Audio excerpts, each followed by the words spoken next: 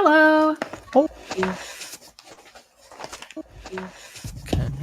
Can Chris, can you say something to make sure that... Hello, can you hear me? Yes, I'm just adjusting.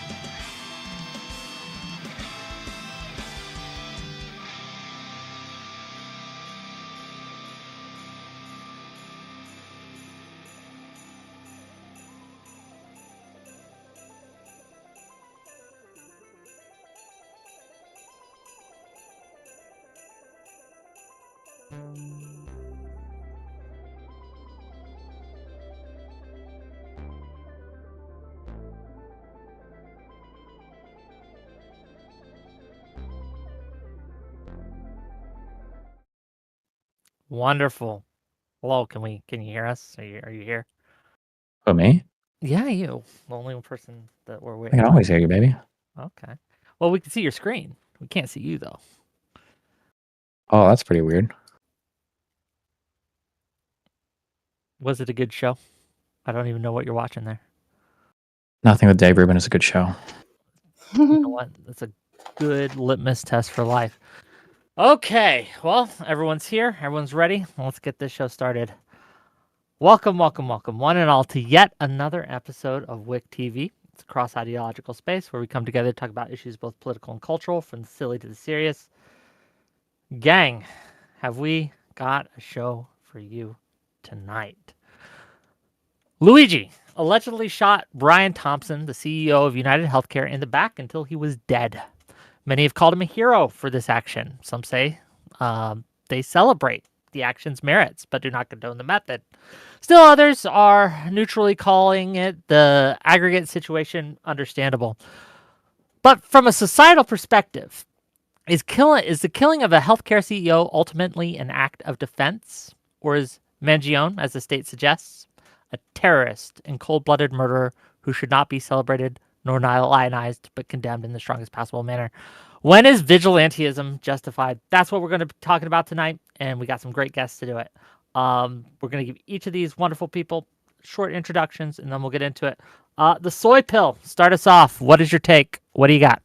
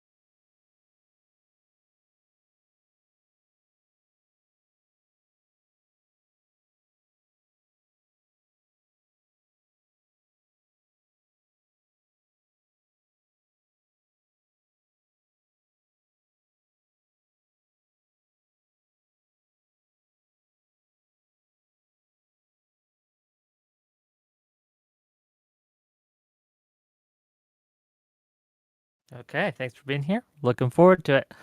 Ash, Rube, what do you got? Hey, Ash, Gelatinous Rue, whatever you want to call me. So I would prefer Americans not kill each other over healthcare, but it's difficult to encourage a ceasefire without some means of reprisal or some kind of leverage to encourage them to stop killing us over healthcare. So if healthcare CEOs don't want to be killed, I think that Luigi has, through a bad action, given us some leverage to encourage the members of the healthcare cartel to defect a little bit. Stop pushing for actions or laws like the Affordable Care Act, Sorry, the guys, you should be 80-20 able to hear me rule now. I that didn't realize I had encourages my them mic unmuted. to stop negotiating on our behalf and instead delay, deny, defend further and further so their investments can continue to garner more profit and they can make up any kind of excess cash that's illegal by just issuing rebates to us, while several policyholders, especially people with more expensive claims, are left out in the cold. So I think that this is an unfortunate event that has given us a lot of leverage on the side of policyholders. Okay, we'll get into it as we go. Eucharist, what do you got? Yeah, I'll try to keep it short as there's a lot already said. I think one of the cool things about living together in political communities is the creation of opportunities to live together in peace. The reliable, sort of predictable ability to resolve conflict through means other than violence. Violence in a working political community is a last resort kind of mechanism, not a first impulse tool. And because of that, any use of violence typically needs to be justified. A reason for its use has to be defended. And so if you're going to defend any particular instance of violence, you want to make sure also that your principles generalize and don't lead to any funny consequences that you aren't willing to deal with. So my basic claim, I think, today is going to be political violence may be justified in certain circumstances, And this is not one of those. And I want to see the proponents make a very strong positive case. But to avoid the sort of debate, bro, ooh, I don't have the burden because you guys are on the positive side, my negative case is basically centered around three things that I think we'll disagree on. I think we're going to disagree on whether the action was necessary, effective, or justified. And I disagree on all those. I think it's unnecessary, ineffective, and unjustified. And so importantly, I think like me saying that this is a bad thing that should not have happened, it does not actually require me to think that the CEO was a great guy or that the company was perfectly ethical. We can argue about the particulars of that, but I think it's going to be more important to say, even if it's a bad company, even if the CEO was unethical, does that rise to the level of justifying the action that was taken? And I'm going to suggest no. And also that it, even if you don't even care about questions of justice, that it's not actually going to be effective at accomplishing the political ends you want if the ends you want are some sort of healthcare reform. So, well, thank you for being here. We'll get into it as we go. Buckaroo, what do you got? Hello. I think Luigi is a man whose face is being used as a meme to express a fundamental human experience that that is regardless of class, creed, language, race. You know, healthcare by most developed nations is considered a human right. It's something that insurance companies use as another tool to make profit. We see racial, economic, and educational disparities reinforced by the denial ratings of these companies, only further souring the relationship between an already disenfranchised claimant and their insurance provider. We see the American opinion of health insurance reaching the lowest it has within the past 2 decades. And ultimately, many agencies utilize a strategy I have expressed using a chart I borrowed from the soy pill here tonight. Okay. If you can see, we've got fuck around and we've got find out. Emphasis being on the fucking around, perhaps not enough of the finding out, the methods of which I believe to be a direct result of the seeming violence, quote unquote, that they commit against the American people. Okay, we'll get into it as we go. Last but certainly not least, Destiny, what are your thoughts here? You are muted, and we cannot hear you. You're muted. Sorry, I was just talking really quietly, actually. I think that the positive argument has to be provided for, obviously, because I think the killing fails. I think basically in every aspect. Obviously, it fails legally. Somebody earlier here literally gave the definition for terrorism, which is that this murder gives leverage for a political change, which was literally why New York State decided to use the terrorism subcharge to get it to first-degree murder, and that's the definition of it, is to try to affect some political outcome. It fails personally, like the person was not personally impacted by any of the healthcare industry in a negative way, even though people tried to say he was initially. At first it was that his poor grandma died, and then it was that he had a bad experience, and now it comes out he's just a rich kid who had surgery, and his experiences had nothing to do with negative health insurance companies or anything like that. It fails ethically. I don't think that you can say just because this guy is the CEO of a company who's engaged in a business that you don't like, we should be able to kill anybody in management as a result of that. I think that's a little bit absurd. We can think of should I be allowed to kill the CEO or kill executives who work at like gun manufacturing companies or car companies or what? It's just, especially in one of the most tightly regulated industries in the entire United States. That's, I think, an absurd claim. And then I think it fails most importantly, consequentially. There are really good conversations that we could be having about improving healthcare in the United States. Almost none of those conversations are solely centered around health insurance industries. There's a whole bunch of expensive things in U.S. healthcare, between hospitals, between doctors, between private practice, between insurance, between pharmaceutical companies. Like, there are so many different things that are expensive in the United States. To saddle all of this, at the feet of health insurance companies, I think is incredibly naive. And I think that this killing is going to result in absolutely nothing changing, because none of the conversations about any of the industry now are productive. It's just idolizing this random loser who is mentally insane and decided to kill a healthcare exec for whatever reason. Okay. Well, I guess let's start there. Terrorist charge that the New York State's bringing on to the Luigi case. Who here thinks that that's an appropriate thing, that's a good thing that they're doing this? Raise your hand. Probably. So everyone... I gave the reasoning earlier. Charging him with terrorism? It's accurate at the very least. I said earlier, he's providing us leverage to hopefully engender some kind of ceasefire between healthcare companies and other aspects of the healthcare industry. Hospitals are involved in this as well. Hopefully to reconsider some of their policies and say, maybe we shouldn't do this. So If that's the definition of terrorism, then why would it be inappropriate to charge him? If you had to rate your confidence on how likely you think it is that any hospital or insurance company or healthcare system will change its policies as a result of this, what's your confidence on that? Like, how likely do you think this actually is? One guy? Yeah. Just one? Not very confident.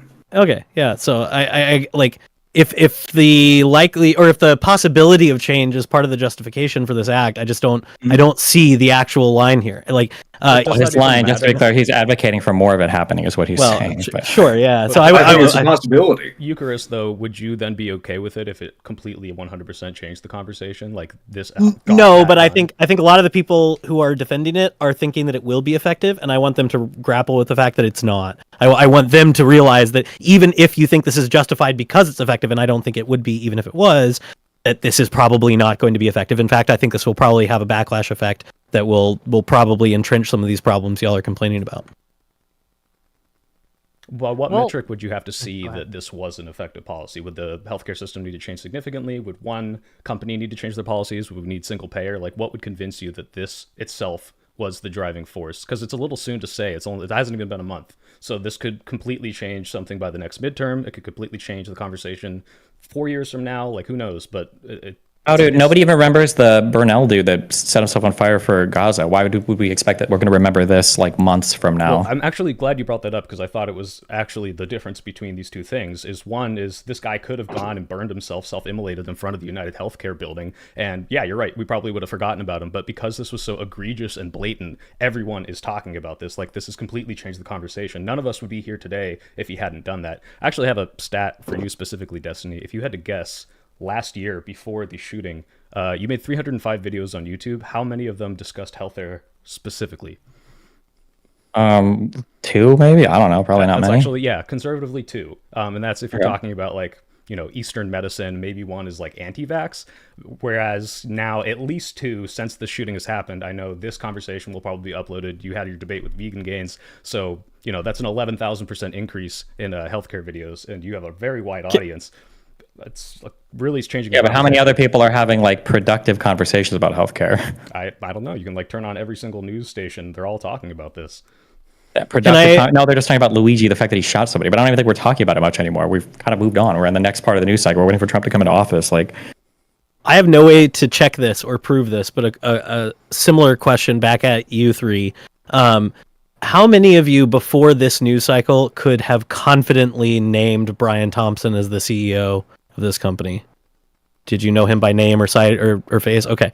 Right. So one of the issues I've had with this whole like sort of grave dancing in the aftermath of the Luigi incident is like I could maybe be perfectly okay with seeing people do the kind of grave dancing where I've seen some of these anecdotes. Specifically, people are like, yeah, I was insured by United and they denied my claim for this. Screw that guy in particular. I'm really pissed about it. I've been following, you know, the lawsuit against him for his insider trading and all of this, and I hated him and his guts, and I'm glad this happened. Those people, fine, whatever.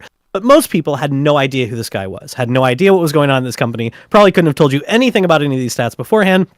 Maybe you're right, Soypill, that like that's a good thing now that we're talking about it. But I do think that there's something really weird about just being like, yes, this guy in particular was so evil and so bad that I think a random person, rich guy who was not affected by his actions, gunning him down in the street is justified and thumbs up and okay. And I'm going to celebrate it, even though 2 weeks ago I couldn't have told you anything about him. I personally do agree. For that, though? Just one at a time. Let's go to Buckaroo and then let's go. I do agree there is a massive, like a lot of people didn't really know who he was, but I think that is just relaying a serious issue within health insurance agencies as a whole and with healthcare, with how healthcare is provided to an individual patient or in this case claimant. I think the distance that is put between the individual patient and the care that they're provided actively perpetuates this this dehumanization that goes both ways. You know, we complain a lot about how we are seen as numbers on a chart, and so is Brian Thompson in this case. So I actually think your argument goes to it goes to express a greater issue that I think is perpetuated by insurance companies as a whole. And I do think Brian Thompson. Would this mean that you're like super against single payer then, since probably the government sees you as a number more than any other, like that would be the largest organization in the entire country that could. I personally prefer something more like a two-tier system at least, but I also, looking at like Nordic models, for example, you see a lot of more localized government control over the individual like healthcare being provided, and then the greater government is just helping facilitate that. Wait, in Which Sweden is and what Norway, they don't have federal level payment? they do, but they offer a lot of allowance to the individual counties as to the way they facilitate it. Okay. I still don't see how like having like a county level thing is like at the end of the day, I feel like the only thing that matters is you interfacing personally with your doctor, not knowing where the guy who authorizes your treatments lives.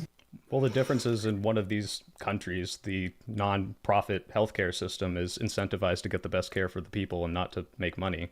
And the CEO is part of those decisions that go down and say, hey, let's see how we can make more money. How can we deny claims? How can we make the most profit for our company? Well, how do they make money in the United States? It depends. They have like 2/3 of their investments are in bonds. If they have a loss adjusted ratio that's lower than 100%, then they're paying out less than they're getting in. But it depends. Also, so that 2/3, I don't know where that. So the vast majority of the money comes from premiums that they're paid, right? And they have to pay out at least 80% of that in healthcare costs. Mm-hmm. So how are they making money? Like, couldn't you argue that the U.S. healthcare system is incentivized to make money by charging people for things? So, like going to the hospital and delivering levels of care that you know are going to be effective, or like would people buy a drug if they knew that it wouldn't work, or would people go to the hospital if they knew that it wouldn't work? Or I'm not sure I'm following. Could you? You're saying that they're incentivized to profit. Well, how does a company make profit? By selling a good or service. We think that healthcare is probably important, so we consume that good or service. Selling a good or service, or denying people claims. So saying, I mean, you can look at any of these examples. I'll just bring up a bunch. But do you know what a MIST is? Like a minor impact soft tissue? No. So there's a specific strategy for missed claims where they say, look, the payouts for these are incredibly minor, and they're also very hard to prove because you don't get x-rays or specific medical diagnoses that are super, super obvious. So it's more profitable to us to just say no to all of these and hope that the vast majority of the people don't fight it. The ones that do fight it realize that the litigation is going to cost more than the payout ever would be, and then they make more money off that and are not providing the promised care to the people that they're supposed to. So it is. Wait, so you're telling me there are health insurers where it explicitly says that they cover things like these minor impact soft tissue injuries, yes, and then but they actually don't cover any of them? Can you give me an example of a company that does that I can look up? Yeah, look up Allstate. Wait, for health insurance or is this for car insurance? This is for car insurance. Okay, we're not talking about car insurance, we're talking about health insurance. I think it's a different type of thing, right? Okay, so then we could look at the recent report that came out from the permanent subcommittee on investigations, where this is, you've talked about this on stream, the AI denials of people getting post-acute healthcare. This post-acute healthcare, for those of you who don't know, means when you get a procedure, let's say some sort of surgery, or you need something and you need that care afterwards, they have this system that determines whether or not you need it. That system might be based on a couple of factors. It ranks all these points, and if you're over a certain threshold, they just deny you that care. People who are denied care either have to pay out of pocket, go through litigation, or forgo that care entirely, and the consequences of forgoing that care are either your condition worsens, it becomes permanent, or you die. So what about that? That's healthcare. That's literally specifically from. Oh, I don't know where so I don't know real quick. That 90% number, the only place I've ever been able to find that before, that wasn't from any House subcommittee or whatever. That was from a lawsuit. Let's say it's 1%. It doesn't matter. The point is that people are dying because of this. Well, the point is do we think that every single denial is bad? No, there are tons of denials that are fine. Fraud is the second biggest white collar crime of all time. People like to commit insurance fraud, and we should have checks for that. But that doesn't mean that most of these denials are okay. And if you look at the quotes, hold on, just real quick. This is to you, Soy, and to your side. Wouldn't it matter how much of this is happening? We can recognize in any system there's going to be failures, there's going to be fraud, as you said, there's going to be bad actors. Like, how many people have to have died for what Luigi did to be justified? I'd say he's a hero to whoever of the people who had family or friends die, regardless if that's one person, 1,000 people, 40,000 people, whatever the number is. Obviously, there's probably a more reasonable threshold. It's not one, it's probably hundreds, if not thousands. The point is that these systems being used are based on whistleblower testimony, not adequate to what adjusters would normally do to give people the proper payouts. What if you tell? Could you? Oh, sorry. Sorry, thank you. I will also note we do see that there are nearly 17% of in-network claims that are denied, at least in 2021, and 77% of all of those were just listed as other reasons.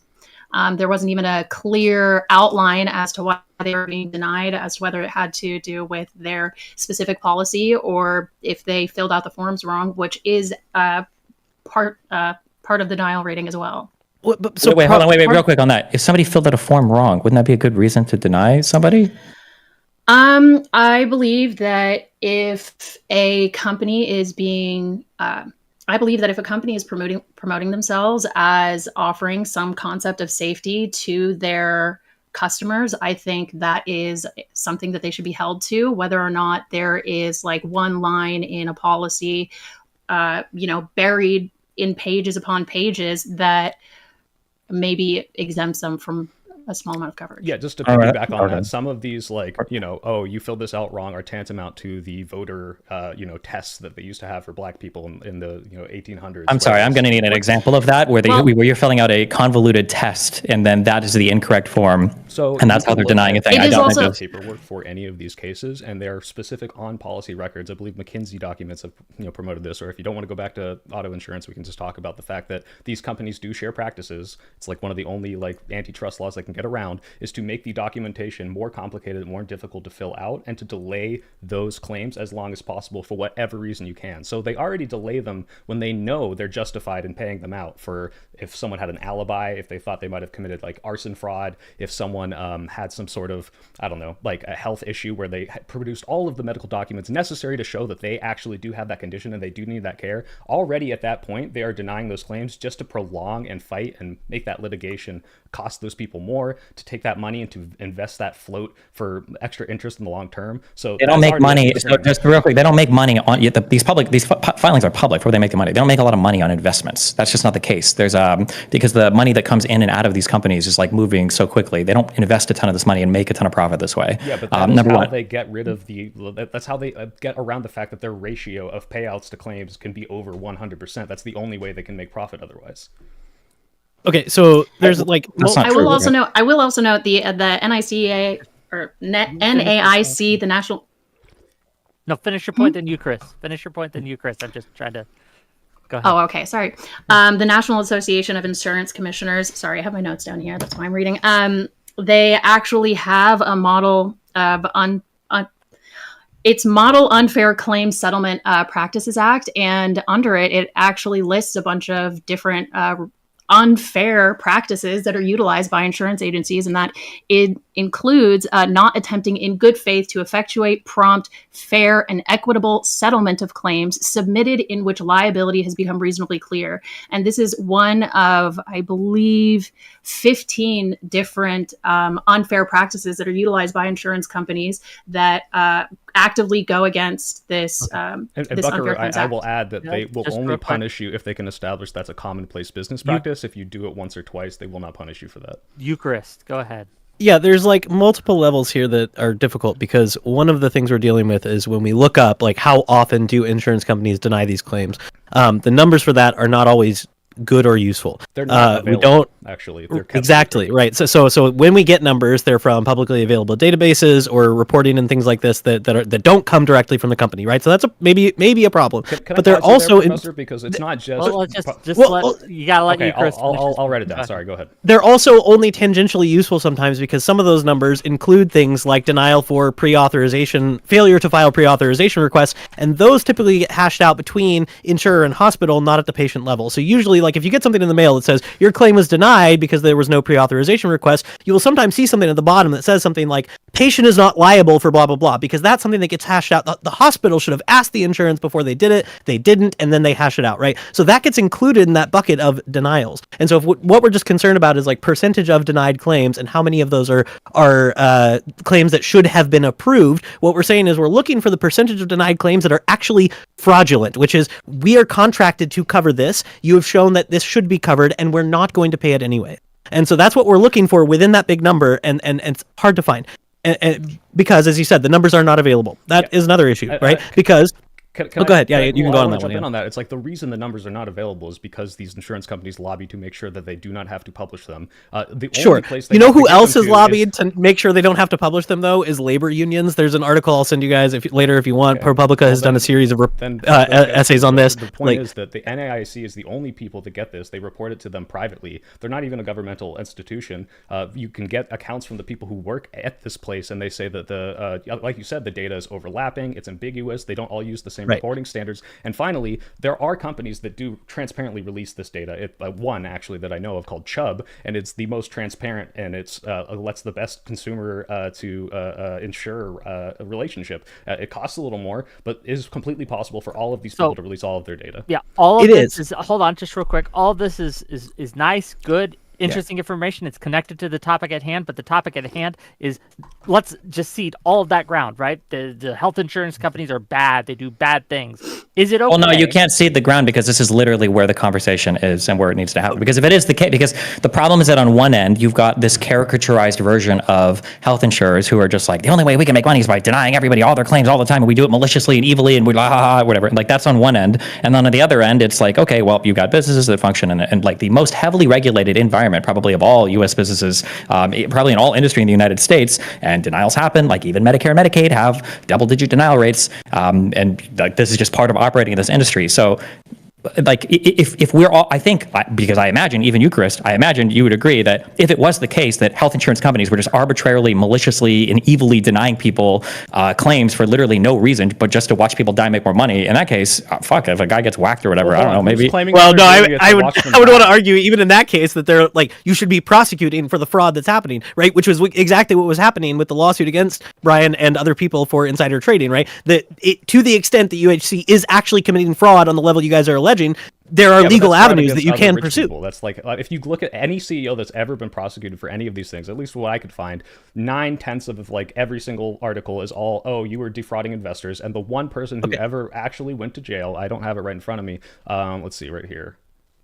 Yeah, Kothari and McMenamin, who just like were so egregiously lying about their claims, making up numbers completely, that it was prosecuted. Everything else is the status quo, and that's kind of the point, is that you can deny all these claims. You can implement these computer systems that group people and segment them into these groups that don't make sense on an individual one-to-one basis, and it's not illegal. It's not considered immoral. I mean, we have two people right now arguing that it's totally okay. In the meantime, these people are just dying. And I'm not saying, Destiny, you mentioned... This doesn't happen. You're lying when you say, hold on, what percentage of insurance denials are just like denying people necessary care and then they die? If you had to guess, like, what do you feel like that is? Don't know. They don't release the numbers. Well, no, guess, but you have a strong enough feeling you think a CEO should die over it. So tell me what you think in your head, like, what's your intuition? Like, what do you think it's around? Clear. I don't actually necessarily even support the murder. I don't know if I want to live in a world where the way that we... Sure, but I still want to know intuitively, what do you think is like the amount of arbitrary bullshit denials and then people are like dying or having severely horrible adverse outcomes for denials that are just under... What number would I have to say for you to change your mind? I mean, I think any number is not necessarily good, and I think we should probably seek to reform the industry. But like, in my mind, this number is probably like, I would say easily less than 10%, probably less than 5%, in terms of like probably less than 1%. But it feels like in your guys' mind, because I have no idea. I'm not going to say a number. The fact that it's like the most heavily regulated industry in the United States. It's the most heavily regulated. As in, there's a fuck ton of like paperwork. There's a fuck ton of information that's required to be like, for instance, somebody said earlier that claims are rejected for no reason. That's not even possible. Under the ACA, you literally have to. You have to provide a reason for rejecting a claim. It's a requirement. To be clear, the claim was all other reasons. I don't think you can give that. I've seen rejections before. I don't think you can just reject for no reason, for all reasons. That doesn't make any sense. No, I'm not saying for no reason. I'm saying for all other reasons. I think it's just, at least in the data that was being sourced. Hold on. Other than fraud, just maybe this it was used. Buckaroo. Other than fraud, what do you think would be a legitimate reason for a health insurance company to deny a claim? What would give me an example of what you would think would be a legitimate, non-fraudulent reason where the healthcare insurance provider can and should say, we're not covering that? I think if somebody's trying to jump the gun on treatment options, for example, they want to skip over like all of the preventative options and go straight to the most extreme option that also happens to be more expensive because it's utilizing more expensive technology, I would say that's worth denying, because I think people should be trying to take an exhaustive approach, or at least like attempting some sort of approach to preventative care before seeking out the most expensive options. I think a lot of elective surgeries, whether or not I agree with all the classifications of elective surgeries, I think there are a lot of elective surgeries that are just fine to be denied because, I don't think everybody needs to have a nose job. Not everybody needs to have, elective surgeries. I mean, I could go down a list of them, but wait, just as a real quick audience thing. So an elective surgery is just something that's not life threatening. It's not always a cosmetic surgery. So, for instance, if you have like a bone that's like broken or didn't heal right, or it's kind of like fucked, but it's not like threatening your life, you can schedule that surgery in advance. That's not like a cosmetic surgery, but that could be like an elective surgery. Assuming it's not like a life. This is a part of why I'm talking about surgeries that are talking about. Options that are not taking an exhaustive effort to their like preventative care and to appropriate care at first, because perhaps what they actually need is a cast first, but they're refusing a cast and they want to have the surgery instead. I think there are a lot of different circumstances in which there are surgeries that may or may not be covered for good reason. Eucharist? Can I ask? You look like you have a thought. Yeah, I do. I guess my question for you all, related to what Destiny said, is like, well, I imagine if we all agree, if there is this amount of thing happening, well, probably good that this guy got capped or whatever. I guess I'm wondering what the threshold is for you guys. Like, what level of harm or fraud you think justifies these things? And so, this is for all of you, but for Soy Pill specifically, I did watch your video on this, and you had the section where you bring up Hannah Arendt's Eichmann in Jerusalem. Very interesting section. And one thing that I quoted, I'm hoping I'm quoting it correctly, you bring up this thing that she's talking about effectively, which is that there were thousands of office workers within the Third Reich who were completely removed from any death or killing and were just as responsible for making those deaths happen. And your summary basically is sometimes evil is just a pencil-pushing nerd. And I'm just wondering, first, what is the threshold of evil enough that we think somebody should be, hauled in front of a trial and executed, or potentially extrajudicially executed on the street? And then who in the system of banal evil is eligible for extrajudicial assassination now, if I accept your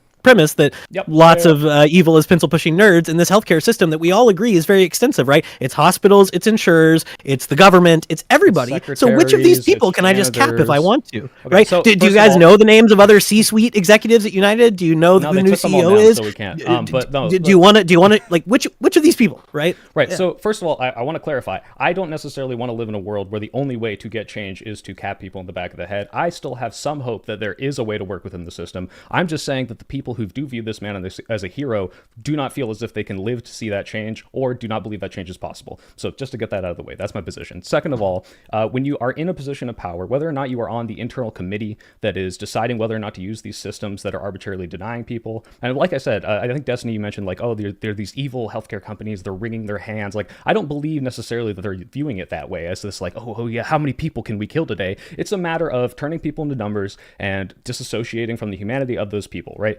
So this is what every single system necessarily has to do, right? Why do you say that? Like, turning people into numbers. The government would have to do this as well. Everything, because other insurance companies have the responsibility to give out the money that they promise their people, and they just do it, and they make less money, and it's not for profit, and that's how nonprofits work in Germany. Yeah, but the government would have to run under a certain budget as well. They might not be paying out profits, but they're going to be given a budget by the government that they have to come in under, right?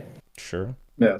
Just to be clear, I have a different argument that's relying on the incentive structure on how these people are treated, not necessarily that they're being treated as numbers. Can I make my last point, Ash, and then let you join in? Because he asked me, like, at what point can I kill someone? And if you look at the agents, the adjusters, and their incentives in this structure, yeah, there's cash for making the company perform well and have better profits incentives. They are specifically quotes. I could get a quote here. I don't have it off the top of my head. But essentially, people are fired for not adhering to the system. So if the Colossus system, that's one of the computer systems they use, says, hey, you should deny this person care. They review it and say, I actually don't think this deserves a denial. They can be fired for that. So I don't think those people are nearly as responsible. They're not the ones making the decisions. They're not the ones implementing these systems, and they're fully aware. Brian Thompson is someone who worked his way up through the company, saw the top to bottom structure, and then got to the point where he could make change. He could say, hey, I don't think these systems are good. I think we're denying too many people care. I think that we should be more responsible to the people that deserve payouts, and he didn't. So he is like definitely at least above the threshold. Again, I don't necessarily mean he deserves to die, but I consider him much more responsible. Sorry, Ash, go ahead. This is a quick thing. When you say that people are being denied based on some system or some AI or whatever. What do you think it's using to deny those people? What do you think it's weighing there generally? It's a ton of things. I mean, for example, again, if you keep jumping on this because it's car insurance, this is just the one I know off the top of my head. No. Car insurance doesn't count because car insurance is not anywhere near as heavily regulated as medical insurance. It's a much different thing. Okay, so then I don't know the specifics of any of the ones except the Colossus system, which I know is flags and it's based on car insurance. So what are the other ones, if you know? Although it is relating to health insurance, to be clear, it is still the insurance industry as it relates to the health of the individual claimant that is pursuing some sort of medical care or some sort of reimbursement for their medical care. Buckaroo, do you think that an auto insurance guy bears responsibility for someone gets in an accident, they get injured because of that accident? The auto insurance guys don't pay the repair bill for whatever reason.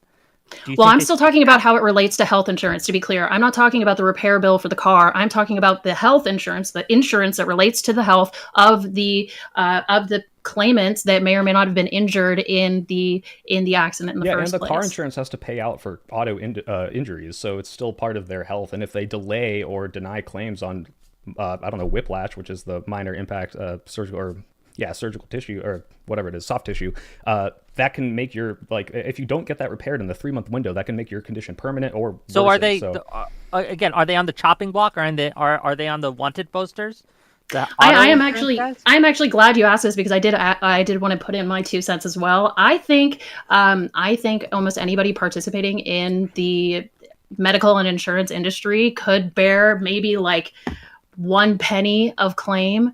What about the lawyers defending those? But this is why I think there is a fundamental issue with the insurance companies and with the system of healthcare that we have in the United States, and why I believe that more individualized care and more direct interactions between providers what about the lawyers the people for these buying insurance companies? I'm sure everybody on this panel could agree that if this is what I somebody mean, is though. facing I think fraud or everybody facing fraud- Everyone stop, because I'm trying to get just some clear answers. So the auto insurance, they're on the hook. The lawyers for these insurance companies, they're on the hook. What about reporters and things who paint insurance companies in a positive light? Are they on the hook? I mean, again, I don't even know if I agree with the statement "on the hook," because I think this is a system that is perpetuated by almost every single person who participates within it. I don't think there's one person that you could say, this is the one person that if he's gone, then everything's perfectly resolved, which is also why I presented my issue with the whole conversation in the first place as a result of the treatment of claimants of treatments of claimants. I think it's less just a conversation about justification, but more about cause and effect. If there are people who feel like they've been wronged at such an extreme level, I think they're going to have some sort of negative reaction. And after about 3 decades of the implementation of delay, deny, defend, as proposed by the McKinsey and Company, the consulting company that a lot of these insurance agencies specifically sought out, I think that is a huge part of what's perpetuated these issues now. And I think a great way to resolve it would be to reform the whole system. Okay. Ash, you've been trying to get in. Sorry. Just briefly, I'm sure that we could all agree that if somebody is engaged in fraud, then whatever the punishment we decide is appropriate for that person, it's going to be based on proximity to their responsibility for the fraud. United Health Group employs something like 440,000 people. I'm sure that we could agree that if somebody is closer than not, or has more decision-making power within the company, Brian Thompson is... Would you disagree that he's within the top 1,000 of those 440,000? He's certainly more influential than the person. Would it be unreasonable to say the top 100 or even maybe the top 20? Wait, who would you kill if you were Luigi? Wait. It depends on what you mean by decision making process. So like like a manager or a chief executive officer might be making more broad level decisions in a company, but they might be further removed from like an individual making a fraudulent decision. Right. Let's say you literally have a store called like Morals Are Us, and it's the most moral CEO ever, and then you've got like a frontline employee who like intentionally swaps medications for people at the pharmacy just to watch them die. We wouldn't say that the CEO is responsible for that individual's criminal act as contrary to the law and company policy, right? Okay, and in the same sense, going back to the Eichmann and Jerusalem situation, right? We just recently hauled another Nazi prison guard before a court who has managed to outlive his years, right? He was like a 17-year-old Nazi prison guard, right? We prosecuted people who were at the lowest rungs of this, just implementing what their superiors said. That's the point of the whole Eichmann comparison, right? So I don't know if I can use the person on the phone who's just applying the algorithm, right? If the algorithm is so evil and it's defrauding people at this grand scale, the person who's on the phone saying, "Yeah, man, your claim was denied. I can't do anything about it. I checked the box and it spit out the output. What can I do about it, man?" Like, is that person any less complicit in the scheme you guys are developing? I'm not sure. Like, well, yeah, because their livelihood. I would say that they are obviously changing it. Like, they will literally. So was the Nazi prison guard. Like, I don't see the distinction. They were just following orders. I'd say a Nazi prison guard is just as responsible, and we'd have to. To be clear, I don't have an argument based on the Nazi prison guard. I'm just going based off of modern. I don't have Nazis in any of my arguments. To be clear, at no point did I study Nazis for this. Well, I'm implicating you in Soy Pill's argument. Okay, he put a video on the internet. You're on his side in this debate, and you get it all. Okay, you got to do it. No, I'm innocent. I swear. No, I guess I still have not heard like a very convincing like here's why I can't kill a mid-level manager at UHC. Okay, wait, another question I have then on this same line, right? Can I invoke a Nazi argument? I personally just think you should. Because we want to talk about Nazis. Do you know that? Sure, go ahead and invoke the Nazi argument, and then I have a question I'll save. Yes, please. Sorry to interrupt, but do you know the indie movie Schindler's List? Yeah. You know, Oscar Schindler probably couldn't overthrow the entire Nazis, but had plenty of options as the head of a company to save people, to defy them, to subvert them at every possible moment without actually dying, and he did that. Sure. So, do you think that Brian Thompson could have done that? No. No? No. Why not? Because you can't even list a single way in which he could have. One, he's not even the person that's shot calling at the end of the day in terms of like what the company's doing, right? He would just be fired as CEO. You don't think a CEO has any influence in the company? I'm aware to drive the company to the ground, he would just be fired, right? What do you mean? What? No, I'm just saying that a CEO has influence over what the company does. If he's promoting the AI system, you can tell me that he was just like a pretty face to promote that system. I don't know. I don't think so. I think he was probably. Yeah, but hold on. When you say AI system, so we're all young. None of us are 75 years old here. Okay, I don't think AI needs to be like the scary word that makes something automatically bad. Say the computer system. Saying they've been using them for 30 years, and they've been overly denying people. Where of quotes from people overly denying compared to what in the industry that they are not fair to the standard of what a normal adjuster would say. These are from people in the industry are saying this. So if they know that, then why not some more of those quotes instead of things about car insurance? Again, this is all built on the idea that like these companies are maliciously and evilly just denying people it's not malicious. claims for no reason. Well, first of all, you could say it's malicious, but I'm just saying that they're using these systems under the guise of, hey, we want to reduce our administrative costs, but you can look and they know in this Senate report that literally came out 2 months ago, they see that the costs that they're saving on their administrative costs are like $2 million. The cost that they're saving because of denials from the system they're using is like in the 10 times magnitude, 100 times magnitude of that. So do you think doesn't even make sense? Wait, that doesn't even make sense because if they decrease their administrative costs, they would have to pay back premiums to their customers. Because if your administrative costs get too low, you have to pay out 80% of all of your premiums as healthcare costs. So if you were to reduce your administrative costs too much, and then that would to decrease, and you were like making more money than you were supposed to, you have to pay the premiums back. Companies have done this before. You can't just hoard premiums from customers. You have to pay this out to people. And they do pay out a certain amount of claims. This is not about them denying literally every single claim, but that they are denying what I believe and what Soy Pill believes. And I just remember that Ash had something to say after this. And Professor, but they are still denying what I believe to be in a wrongfully high percentage of claims. High percentage of what? Like what kind of claims? How do we even know that? How are we even quantifying that? You can't say wrongfully high because they won't release the data. So then what? Okay, so advocate under the. I just have a part of my issue. Easy. Yes, I would agree with that. I also just have issues murder, with more data. Let's go. Yeah. Oh, also, I will note I'm not in support of murdering. I think choosing other options is usually the best choice. I think murder is bad. But I do think it happens nonetheless. We have to do a little throat clearing, but we all get what you're trying to say. Let's give it to Ash. Ash has some things to say, and he's been trying to get in. Go ahead. Yeah, just briefly, these rebates are the means by which these companies make up for their administrative costs. Because they have to file at the end of the year, sorry, not the end of the year. I think their fiscal year, whatever, is July 31st is their filing deadline. Though if they file by, I believe it's September 15th, it's still considered on time. If you were to, let's say, hypothetically, deny or just delay claims by denying them, let them go through arbitration, whatever, you kick them back and forth and back and forth, and eventually towards the end of the year, you find that, hey, some of these claims actually, if we pay these out, we're going to get a lot closer to our proper ratio of administrative costs. We might be a little bit over the line, but we can issue those as rebates, and by rebates here, we're looking at $54 checks to every single customer within the within their group of policyholders, right? Basically to every single customer of that company.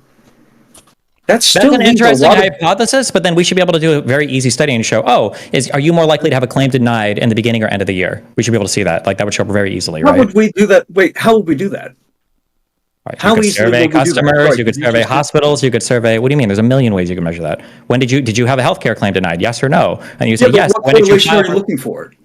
Well, if you're saying that people are going to deny claims at the beginning of the year and then wait until the end of the year to decide whether or not they're going to accept it or something. No, like, did I make that argument that all claims are going to be denied at the beginning of the year? You made it sound like they would wait you made it sound like they would wait until the end of the year to determine whether or not they wanted to accept or reject some percentage of claims. No, that would be patently absurd. You would pay as you go, and you would have a ratio that gets you closer and closer to that 80% ratio, but not too much over that, because then you've basically screwed yourself out of some administrative costs that you can manage. And then on top of that, you have unfulfilled claims at the end of the year because they're being arbitrated or being denied by automated systems or by systems that you've set up previously. And then you're over. It's operating under Price is Right rules, where you want to get as high as possible, but not too high, not over. Sure, but I mean, this is going to be done on a rolling month. Why would you have to wait till the end of the year for that? You just check month to month to see how your administrative cost to premiums are, right? So if you're doing it month to month, are you going to go over every single month? You're probably going to try to stay right within where you need to be every single month. I would think that you would go a little bit lower if you have an easy out provided to you by the government that lets you hit that 80% ratio exactly on the dime. Yeah, but that's because you're assuming, yes, but this is getting back to the other question. You're assuming then at the end of the year that they would just arbitrarily deny things for no reason just to maintain some thing, and nobody's demonstrated that. I don't have to assume that at all. We know that denials happen all throughout the year. We know that some percentage of these denials stay denied because people just don't go through the administrative hassle or stress of arguing back and forth with their insurance company that, yes, I actually do need this surgery. I was in a car accident. This is covered. I would yes, something is wrong with my spine. 20 doctors have confirmed it. Sure, I'll go see your doctor 2.5 hours away if I must. And I do think that goes again, once again, back to the... Then it sounds like, just real quick, it sounds like your issue, you just, for them to get 75% at the end of the fiscal year, and for them to have a means to make up that remaining 5% at the end of the year. Yeah, so the one example you just gave was somebody seeing 20 out-of-network doctors who are going to an in-network doctor, then pay for a different insurance. I've never said out-of-network doctor. That's just something that you made up. What do you mean most insurance is provided by employers, to be clear. So you can't always just buy different insurance. It would include going to a different employer that buys different insurance packages and then offers you insurance. No, I'm just talking about you get a physical exam from several different doctors and your treatment, which is a surgery, gets denied. Why would you get a physical exam from several different doctors, and then if they recommended a treatment that how about if the insurance company requests it from you because that's their condition for the denial or the adjudication or arbitration of this denial to proceed to the next step? And then after the 20 that they requested, then you have to go to the one other one that they.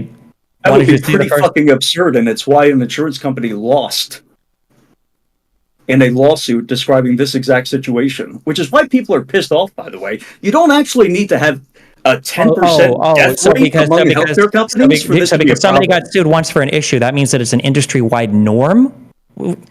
Like I can show you. I can also show you. Hold on, I'm curious. Will you acknowledge that there are patients that scam doctors and insurance companies for medication? 100%, and hospitals, by the way. And there are hospitals that scam patients as well, and there are doctors that scam hospitals by overcharging. There's an anesthesia problem. Okay, yeah, but we wouldn't say that. But we wouldn't say that all of these systems are corrupt because sometimes people scam people, right?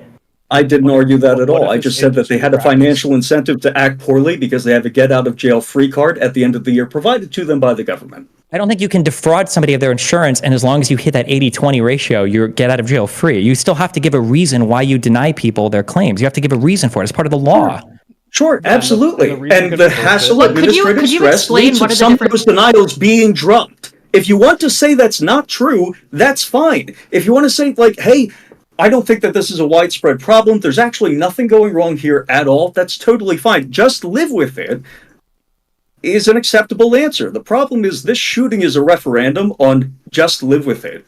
I think that it's not. It's a crazy, random, rich loser guy who had no negative experiences with unaffordability of healthcare, unattainability of healthcare, who just wanted to kill somebody to get famous. That's all he's doing. Those are mutually exclusive at all. The leverage is here. That's why he killed him, to get famous?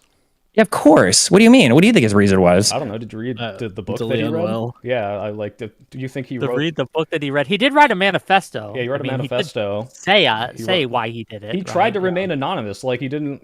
They caught him. It wasn't like, hey, look at me, everybody. Like, where's that coming from? The guy that wrote the manifesto tried to remain anonymous until they captured him. Yeah. Okay. Let's be clear, my argument doesn't believe on that. I don't think that those are mutually exclusive at all. He's definitely a weird, crazed weirdo. Well, I far prefer Ash's way of thinking about this in terms of incentive structures. I think it is perfectly reasonable to think, hey, there's a system here that might incentivize certain insurance companies to sometimes deny claims that they should otherwise pay out, assuming that even if the person appeals it, they will have to pay it out because they just expect the person not to appeal it.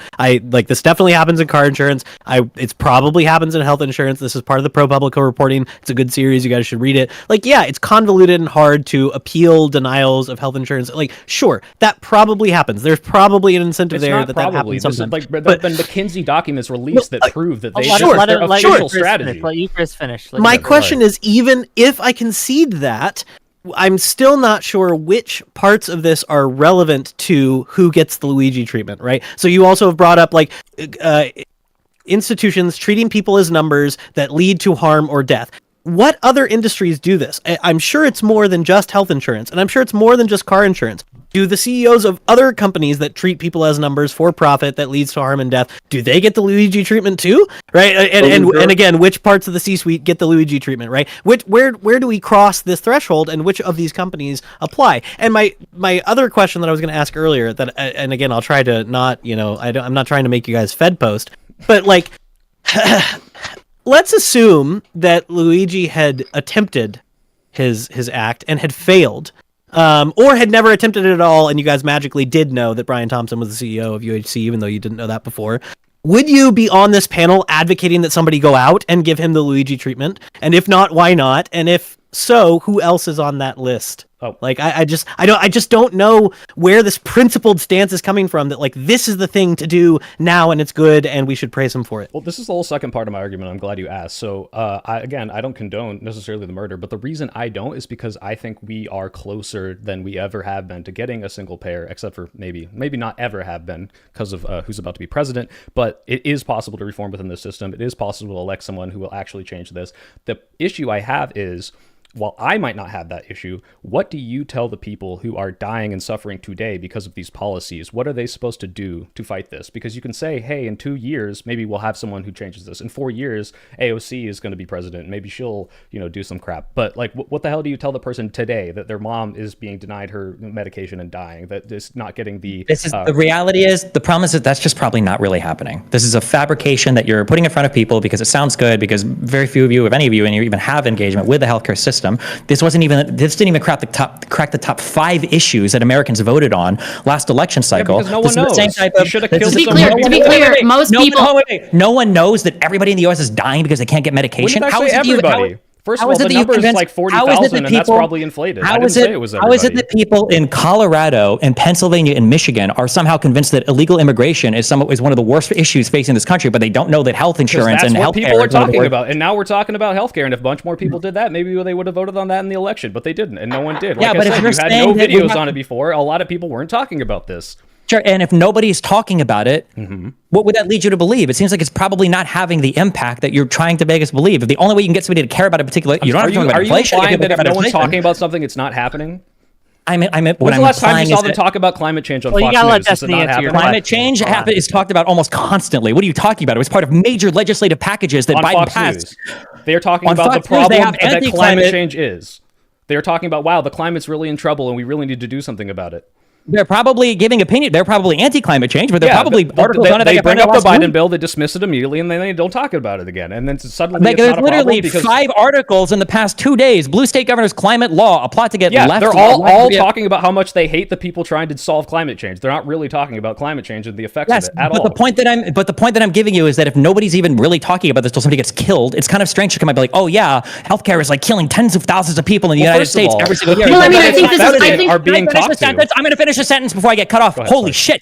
The issue is that you're on one hand, we're saying that healthcare and lack and denials and claims are poor moms, because this is the example you keep giving. Poor moms are dying because they're not getting their pharmaceutical, whatever they need, because health insurance companies are arbitrarily denying them these things. I feel like if this was happening at an appreciable level and aren't just like horrible mistakes or companies individually just making bad decisions or wrong decisions, if this is like a norm in the industry, we'd be hearing about this a ton. It wouldn't just be an issue that's being brought up now because Luigi shot some dude. Yeah, did you read the Senate report on this? I mean,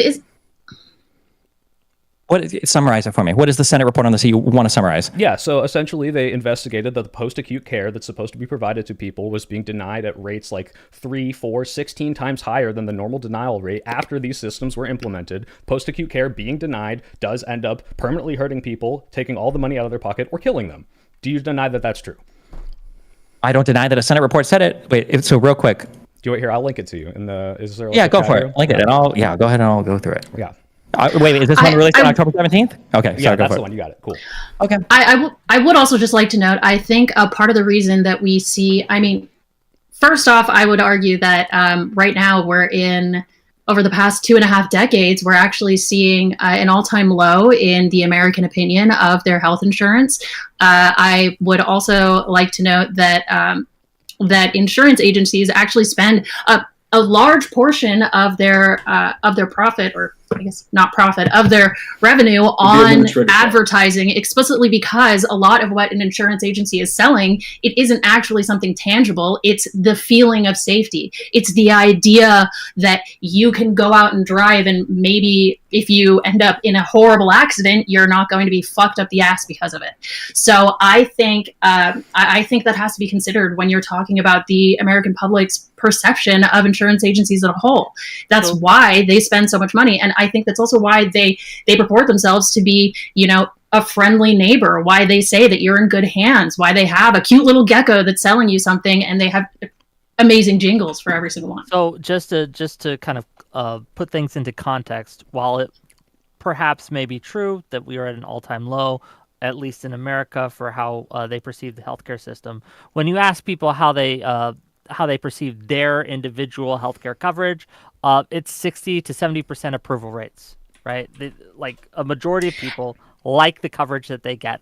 And I do think Destiny's statement that a lot of people don't actually have that much interaction with their coverage in the first place goes to explain that. A lot of people don't have to make claims, and a lot of people aren't making claims until part of the way, a considerable way through their life in the first place.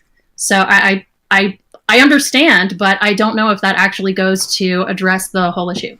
What does that say if the people that are the most supportive of Luigi are young people who don't really engage with healthcare that much in the United States? I think it says that a lot of people feel really disenfranchised with the future of health in America. I think there have been, obviously tensions have been rising politically across the board, and I think a lot of people are scared that they won't be able to afford their future health care, especially seeing as technology advances in a lot of different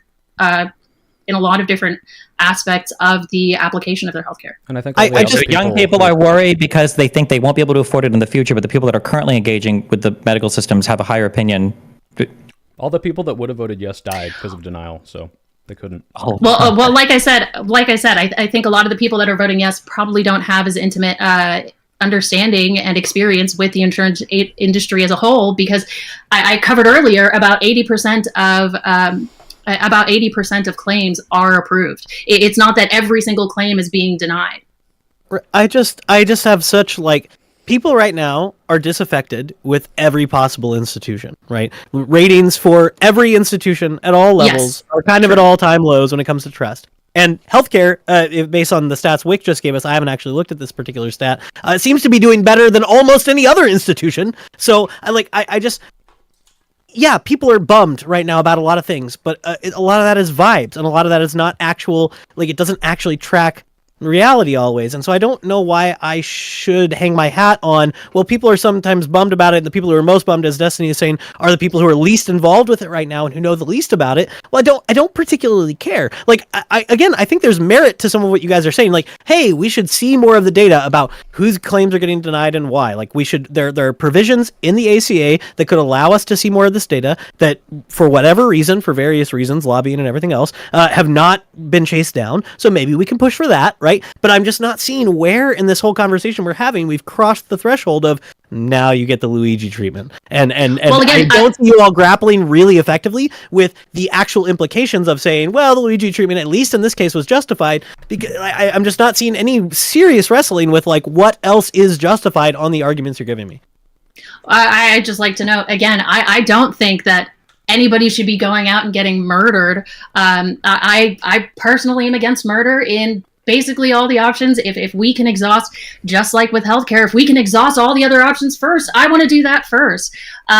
This is why I in my opening, and I keep going back to it, I think this is a result of tensions. I think this is a result of the modernization of society leading to higher rates of political violence in the first place. And I think I think health insurance agencies, I think companies in general should keep in mind that they are, at the end of the day, selling to individuals who are going to have feelings. They're going to respond to the feelings, which is why I keep saying murder does happen. Whether or not we justify it or whether or not we think it's morally good, it's going to happen, and there should be mitigating factors. I'm going to assume that the insurance adjusters have possibility of social unrest priced into the algorithm they're employing, yeah. Ash has been raising his hand for a while. Look, I can do this. I promise you, right? Everyone wants to try to help moderate. I get it. I'll make sure that the people who get to speak are the ones that are... So when it comes to young people, about 15% of them are being actively treated for mental health issues that's going to interact with healthcare or health insurance in some way.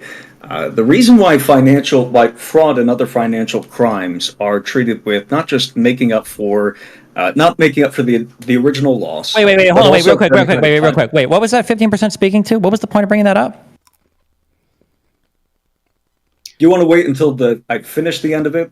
Well, no, because you just lied, kind of. You just implied like a falsehood. I said earlier that younger people generally don't have as much engagement with healthcare as older people, and it feels like you brought that up to try to fight against that claim. Are you fighting against my characterization that older people have much more engagement with the healthcare system than younger people? If so, just say that. Much more engagement. Older people have much more engagement than young people. Okay, just making sure. All right, go ahead. Do you have anything else to add? Go ahead. No, that's good. Just make sure. Any other confusion about whether the statistic there? Crystal. Do you have any kind of like confusion as to whether or not the statistic is accurate? The 50% of them are interacting with being treated for mental health. 15 or 50? 15. No, 50 would be really high. Oh, 15% have what in the past year have sought some kind of treatment? Probably this sounds okay to be sure. Yeah, so they're interacting with the healthcare industry, and so the point I would bring up is like, hey, these people are being treated. They're interacting with the healthcare industry. Sorry, I just got back on track. So the reason why financial crimes are treated they're not just punished for the original loss, they're not just punished for the time value of money that hasn't been collected in the meantime, and other kind of financial stress or emotional stress or whatever, but are often treated with punitive damages, sometimes an order of magnitude in excess of the original claim, is because fraud has a corrosive effect on the rest of business writ large, the rest of culture writ large, society writ large. And that's why we punish them so heavily when we do find, especially insurance companies, one of the great successes of the American legal system is that when these do eventually get to court, a lot of them are really raked over the coals by judges, which is, again, a point in favor of the American legal system. The reason would that that is also be a point against the, for example, against Luigi. extrajudicial killings? Yes, it would. The reason that happens is, again, because it's corrosive to the rest of people's trust in the care that they're engaged with. And the problem there is that healthcare or health insurance, all insurance really, is not just selling risk management, but selling trust. And so if you have this system that's corrosive to social trust writ large, that's going to lead, how many people are not going to appeal claims that could have been sent through because they just don't want to deal with the hassle, or they think that they're going to have to engage in some long drawn out legal battle in order to actually get their needs met? How many people are not going to go to the doctor and not get preventative treatment that might have saved their lives? Because they just don't want to go through that hassle. This is why real quick to engage with that. How does Luigi doing what he did influence that in a positive manner? In a positive manner? This dovetails with a few other threads that we were going through earlier, but it puts a face. I'm giving you this opportunity. Yeah, no, it puts a face to an evil group of people and personalizes it for the rest of society. So now that healthcare, which is this amorphous, problematic issue that a lot of people deal with. A lot of people, by the way, still say they might be happy with their healthcare, but something like 70% of them say that it's stressful or like a major hassle. That percentage of people who are happy with their healthcare overall has gone down significantly just over the past year. The recent Gallup polls have been down about like 10 to 20% across the board. If you just compare it to 2023. I'm looking at it right here on Gallup. It's a 2% decrease, which is a decrease, but it's not 10, 20 points. All right. At least for the Americans' views of the quality and coverage of their own healthcare. The Ipsos poll went down to... You keep citing data, but it's not complete data, and it's not accurate data. It's data that is very seen through very specific lenses that seem to strengthen your point. Which is why I offered the competing point that like 3 in 5 Americans view it as being very stressful, which is obviously going to be harmful to their health. Like, obviously. So the whole point of killing somebody in that case and what the effect that has on the conversation is a reminder that the people doing this, whatever this happens to be, have names and addresses. And so that provides people a little bit more leverage, a little bit more negotiating power. I don't think it's right. I definitely want a ceasefire here. But if people are going to defraud and corrode social trust over and over and over again for the hope that they can keep their margins up, then I'm not going to feel bad about it. And that's why you've seen like this outflow of overall support. God, I really wish you hadn't interrupted me in the middle of that. I had a broader point that I forgot. I have a question. Okay, you're arguing that this incident gives the people who have grievances more leverage in the power struggle of resolving whatever problems exist. Do you think that this gives them more leverage than legal decisions against these companies? So United Health Group, for example, in the past, in the mid-2000s, I believe, if I'm remembering correctly, had a CEO who was ousted through a weird stock buyback fraud thing and was forced to pay back hundreds of millions of dollars of blah, blah, blah, right? That significantly hurt the company, significantly hurt that person, pushed him out of it, his position, pushed the company to adopt new policies. Do you think that did more damage to the company, or that like killing him at that point would have done it? Or for Brian Thompson, right, who was currently the subject of a lawsuit and an investigation into insider trading and a variety of other alleged crimes, right? Do you think that if that had gone through and had been chased down to its end, that would have given people more leverage, or, just shooting them in the back on the street did it? I guess, on the question of efficacy, I'm just not convinced by any of you. And it seems like some of you all are saying, well, I don't know if he was justified. I'm not arguing for it, but, maybe No, it's let me fine. respond to that directly with two examples. One, I don't think that it would have provided, I don't think that the lawsuit going forward would have provided them, anybody, leverage. Because again, Brian Thompson, to your point, nobody knew who Brian Thompson was before this at all. The point of leverage is if the lawsuit is about internal policies of the company that are ultimately defrauding the customers of the company, and they're being punished for that at a national scale to the tune of hundreds of millions of dollars, does that not help the customers of the company? I just don't understand. Only if they organize around it, and only if they know that it's happening. But to our earlier points, the reason why so many claims get denied and then do not proceed forward in arbitration whatsoever is because people view it as a hassle. The legal means of legal recourse is viewed as being sometimes above your station or inaccessible for whatever reason. It's unfortunate. It's often, by the way, not true.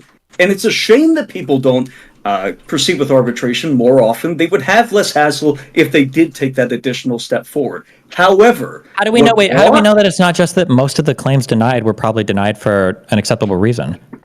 What does acceptable reason mean in this case? That it doesn't harm the person for having it denied, or the delay in their health, or that it's not actually eligible under the terms of the contract, or that a doctor just put in the wrong number. To be clear, there are tons of claims which that are gets denied adjudicated just between the doctor and the insurer, or the hospital and the insurer usually, right? So that's the other reason these stats are not helpful, right? Is because when it's errors in paperwork or when it's pre-authorization things, these are solved between the provider and the insurance company, not the patient. The patient is not usually liable for things like paperwork errors that you were describing earlier. Well, that still doesn't go. That also if the patient doesn't have access to care for if the patient doesn't have access to care when they need it, it doesn't matter whether or not it was a doctor's fault or the insurance company's fault, or maybe the insurance company is being a little unfair in this one case. But we don't know what percentage of these denials happen after the treatment, right? We don't have any numbers about that either. So the majority of these could be denial after treatment is provided. The insurance company comes back and says, we're not going to pay for that. And then the hospital and the insurance company fight it out. We don't have the numbers for this, right? And in the meantime, if you require physical therapy, advocate for that. I do. Oh, so the Massachusetts Insurance Fraud Bureau. So this is something that interacts with the companies. The companies report cases that could be fraud from consumers to them. They had 17,274 cases over a 10-year period, and of those, only 368 were actually found to be fraud. So I know that's not reflective of the entire industry. This is just one example, but that is 2% of the entire potential fraud cases. So the other places that were denied, not saying 98% of them were denied for spurious claims, but a good chunk of them probably were. And you can at least wait a second. That number that you just cited, are you trying to convey the idea that the vast majority of what they consider fraud isn't fraudulent? Yeah. Okay, and then the proof for that was, tell me exactly what those two numbers are. Yes, is it that 30,000 they thought were Fraud Bureau? This is in the book that the shooter read, which I would recommend. It's really good. It's a 10-year period, 17,274 cases of reported fraud by the company, 6,600. Wait. When you say cases of reported fraud, these were court cases, or it's just that the company thought that we think that these are probably cases of reported fraud? They're not to a court. The latter, because of those, the ones that were accepted by the Bureau, the ones that were actually referred to law enforcement were only 552. So of the 552, if you want to use that number, 368 out of 552, that's over 50% of them, but that's still a good chunk of them that are not fraud. Oh, you see how huge your number, you see how you just went from 2% of those cases to over 50%, where you understand there's a huge difference between they thought something was fraudulent. Sure, that's why I said I don't think 98% of them are spurious denials, but I'm just saying that a lot of the suspected fraud is not fraud, and fraud is very rare. And of the ones that actually do go to court, which means it already passed the gate where they're okay, this is definitely something here. Yeah, over 50% of them are done it. I'm not trying to do a sneaky little numbers game here. It's just a matter of the suspected. No, hold on. Yeah. This is sneaky because there's a lot of different things being said here. A case? Do we mean a court case, or do we mean just like a suspected case of fraud? Like, I understand. Yes, I understand. I understand. But then also, you're not talking about fraud that's actually been committed. Are these like cases that are recommended to a DA for like criminal prosecution of fraud, where the evidence is going to be? 552 is referred to law enforcement authorities for possible prosecution. Yes. So that's okay. So now, you're talking about fraud at a criminal level. Of course, that's going to be incredibly difficult to prove. There's like a 99% burden. And if they're over 50% on the threshold for that, well, I guess it's probably 80, 90, 95% of these things then were probably actually fraudulent, right? Because this was proven in criminal court, right? Okay, and also, does that 52%, does that include settlements or plea? Oh, no, you can't settle. I'm sorry. Do these include plea deals, or are these just cases that went to trial and ended in conviction? I think these are all suspected of criminal fraud. Okay. Okay, so then assuming then everything that you just said was true, and I'm taking some of these things at face value, and now we've corrected. It might not be true. I'm reading it from the book, but go on. Sure. Over half of the cases that were suggested to authorities, over half of those that were litigated ended in conviction. I don't know if the other half ended in plea deals or not, but even that rate is pretty high. So right, it's not but just the other 17,000 are, hey, we're suspecting this is criminal, and of those, thousands and thousands were said, okay, no, there's nothing here. That's what I'm saying. Oh, there's nothing here. Oh, we don't believe we can convict beyond. That might be the case. It could be that they just say, look, we don't have the evidence for this. That is the case, because that's how criminal court works in the United States of America. What I'm saying is like maybe a large percentage more. I don't know how much percentage more, but like this looks to me like fraud is not nearly as prevalent as these insurance companies intend to produce. I mean, you can. I don't know if insurance companies claim that fraud is a huge issue. I think it's just there's a whole chapter in the book about how they advertise fraud as the worst thing ever, and they're spending tons and tons of money trying to project it as the biggest problem in the world, because that justifies them denying claims that may or may not be justified in being denied. Okay, the vast majority of healthcare costs for insurance companies go into like paying for healthcare. I think the issue is just the rising costs of healthcare. It's not just people like committing fraud. Like a lot of that outpatient stuff you mentioned that I'm reading through this like Senate thing has to do with like post care for senior citizens. That's like some of the most expensive care that can be provided for. Like it's not a fraudulent issue. It's just a massively expensive expenditure. It's the most expensive, and it's the most critical to those people, and they're denying that and ludicrously higher rates than they used to do because of these systems that they're using. Yeah, so unfortunately, and I'm still reading through this, you say they're denying it at ludicrously higher rates than they used to. One of the big issues that I have with everybody that talks about literally anything in terms of data is when people are saying since 2019 to 2022, like, yeah, there's a whole bunch of stuff that is making data like really crazy in this like 3-year time period, and it's like very sketchy when somebody's saying there's like you can look at the data and you can see that the number of people being applying for that care is much higher, which is probably due to COVID, but the percentage denial rate is still increasing. Yeah, sure, but I'm just saying that the types of like acute post acute care or whatever that's being sought might be higher as well, and like maybe yeah. This is a point you made, Soypill, in your video as well. Not to keep bringing it back to that. I don't want to implicate other people in this argument, but go watch the Soypill video. It's quite good. It's enjoyable. But you show this graph of people in the U.S. who self-report delaying medical treatments at higher rates over recent years, and the sharpest increase in that rate is in COVID tide, right? So I think there's lots of reasons why people would avoid seeking medical treatment during this time, right? Like if I just have a random cold, or if I just have a random small injury, but I don't want to go to the doctor or the hospital, it's already overloaded because I've been told we're going to flood the whole system, etc. Like, yeah, of course. Yeah, and if systems that are used to deny these things at a specific rate are still in place before and after COVID, of course, then the more people that apply, the more people that are going to be denied. So I'm not saying it's all because of some, crazy malicious. I mean, that's true whether fraud is happening or not, right? Like if more people apply, more people will get denied, right? Like that's true. Exactly. But the rate is going up too. It's not just the quantity. I do want to ask you something, Professor, because you mentioned, this is happening. Just a little housekeeping thing. I want to get to that. Keep that in mind. I want to make a little money. Let me just rapid fire off these. Write it down right now. Hell right, yeah. And then we'll get to that. Keep that. Write it down. Do what you need to do. I'll just gonna go through these lightning quick. Haywood Jablomi for $5. Thank you for the $5. If healthcare is a right, isn't fighting against those who took your rights correct? Major civil rights legislation didn't happen until riots. Thank you for $5. $10 from Cavalier 40. I work as a medical biller. Almost none of you know how the claim system works. Every denial has a detailed reason, and every denial of authorization is given a reason why it does not meet medical necessity. $2 from Testicle Johnson. Luigi is being persecuted because he's Italian. Smokestack says, much love, all debaters and enjoyers. God bless. And he gives 5 memberships and pays me $5. And then $5 from Portland is Burning. 70% of people who like their personal physician, about 40% say their healthcare is good or great. Approval rating is at a 25-year low in the U.S. Thank you for the $5. Okay. Thank you. Soy. So go what ahead. I wanted to ask, and I know this is an argument that I think Destiny has used before, a lot of people have used. So if we take something like January 6th, which I think was, completely based on lies, but you have a bunch of people who believe that every legal means of everything is exhausted to them, and they have no other choice but to go and commit some sort of heinous act to get what they want, and what they see as justice. In these cases where, Destiny, you still are not on the same page as me as whether or not the healthcare is doing this, but just for the sake of argument, let's assume that healthcare is denying at unfair rates, that they are doing what is tantamount to killing some percentage of people, even if they're not doing it maliciously. If that is the case, and if incremental change is not fast enough for the people that are being harmed by this, Professor and Destiny, what other recourse? Because I said this at the beginning, I will concede, if you can show me what immediate recourse these people have to take action and actually do something about it, what can they do?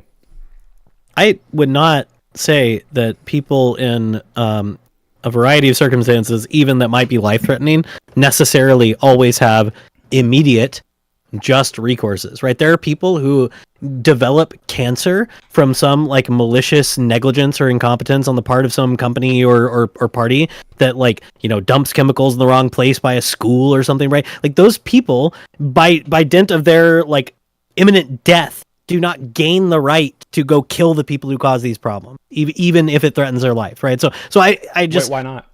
You obviously you believe in self-defense, right? I know that's not analogous one-to-one, but there's some line in between. Right, I would say it's separate the right. Imminence is the issue, right? If someone is right now doing something that will in the immediate future, so for the in my life, someone, right? if they don't get their healthcare, will die, which is hold on. I think there's probably there's a big distinction between a negative and a positive action as well. There's a big difference between somebody's doing something to kill you versus somebody's withholding something to kill you as well, right? You stole it from me, but that's fine. Yeah, if you were let's say that somebody broke into your house and you're on the verge of starvation and they stole all your food. Could you kill that person breaking your house? You could probably kill that person even if they're breaking into your car. I think these are the intuitions, by the way, right? behind maritime law that says that you get the death penalty for stealing water at sea, right? Sure, but let's say that you're starving. Do you have the right to break into a store owner's bakery and kill them to steal their goods? Yeah, the difference is I already paid for the bakery goods. They owe me the bread, and they're just saying no, right? Yeah, that's not happening in the United States. No, not a single person is denied the rightful payout. I didn't say not a single person, but so that's an exceedingly rare event. Okay, maybe it is exceedingly rare. Let's assume it is. Is that one person justified in then killing the person who denied them that care? I think that, unfortunately, this situation there's too much obfuscation between the provider and the patient to draw a clear line there. If you did want to draw that clear line and say they could kill the person for doing it, then they would be justified morally to kill every single person up the chain of command. So you could go to the hospital. What if the people are going to get fired if they don't do it, but the person in charge who implements these systems has the power to change it and doesn't? Wouldn't he get fired too? But he could getting fired if you don't do it. But I'm sorry.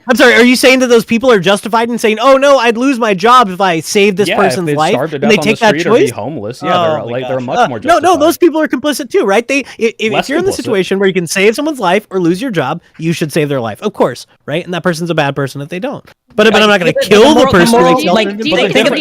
Just real quick. Think of the moral universe we're creating. You're standing right in front of a doctor, and you're like, "I'm having a heart attack. I'm going to die." A cardiologist is right in front of me, and the guy's like, "Sorry, bro, but I'm off my shift." And you go, "Well, you know what? Fuck you, cardiologist. I'm going to go kill this health insurer that's not paying you money to give me this treatment." How does that make sense? You should be able to kill the doctor at that point, right? Is he hot? Yeah. Wait. So okay. No. Is he Italian? That's the real question. Okay, go ahead. I was just wondering if somebody I do want somebody to answer Destiny's question, though. I'll let you go, but I want to gauge with that point, right? Destiny made a point here. Do you have the right, a doctor, right, a cardiologist, someone? Yeah. So, in that specific scenario, I would assume that a doctor, first of all, would probably just help that person anyway. But let's just say they're not. Hold on, real quick. Big Papa Buckaroo, your mic, you lagged a ton during that. That's why everybody cut you off. It's because your thing was lagging, so nobody could hear you speak. Oh, sorry. Okay, sorry. Thank you. Do I go or Papa? You can go whoever wants. Yeah, so like if the doctor is, oh hey, the system's not going to pay me, so I'm not going to help you. I think in a situation where someone was having a heart attack right in front of them, but regardless, for the sake of the hypothetical, let's say, oh, he's not going to do it because the system tells him he won't, and he will lose his job if he does end up doing that. I think the difference, and Professor, you were saying, oh well, wouldn't the CEO get fired too? Yes, but the difference is the CEO has options afterwards, but someone in that system may or may not have options once they are fired. Maybe it's literally they're weighing their livelihood over someone else, and I would judge someone weighing their self over someone else. It's a 1-to-1, way less than it would someone who is completely capable of getting fired, surviving off the money he's built from being a CEO, and using that power and leverage and clout to go and spread the word, whistleblow, and say, hey, this is not okay. Wait. How do you square that away with executing Nazi prison guards then? How do I square? Well, because Nazis, it's literally worse with Nazi prison guards. They would get killed if they would try to defect, right? Yeah, but I thought you said that they should have been held fully responsible for what they did, or maybe that wasn't your claim. Okay, I see. I say if they were actually engaged in those acts, if they had no other recourse. It's a lot harder to say, like, hey, like, did you have an opportunity to, like, when you were on a march to go run off, or like, Hold on, just to be clear, a citizen living in Nazi Germany probably had a lot less recourse than a fucking person that works in health insurance billing or something, right? Yeah, sure. Or it's a if they're directly involved in, like, hey, I was shooting people in the back of the head while they tried to escape. Like, it's a little harder, it's a little more ambiguous, and I'd have to read up on the actual circumstances. There's a bunch of books I haven't gotten to, so. But I can see the inconsistency. I'm actually curious. I see. I'm actually curious if somebody, for example, was having an acute mental event, and they went out and committed a violent crime, and they had some sort of proposed reasoning behind it, but ultimately it was an acute mental event after a period of time of social alienation. Would you think that he should be killed? Person would it be justified for his killing? Wait, like killed at what point? Like in self-defense, or after he'd already committed the act? After he committed the act. No, I think he should probably be arrested, and then the criminal justice system should treat him appropriately, right? If he was having a mental episode, then you weigh that differently, obviously, right? Yeah, I guess the reason I'm asking is because at least with the New York statute on terrorism explicitly, it does bring the death penalty to the table in the first place. So when we're talking about whether or not Luigi is a terrorist, I do think that's something worth considering if the answer is yes, because he could be killed for exactly that.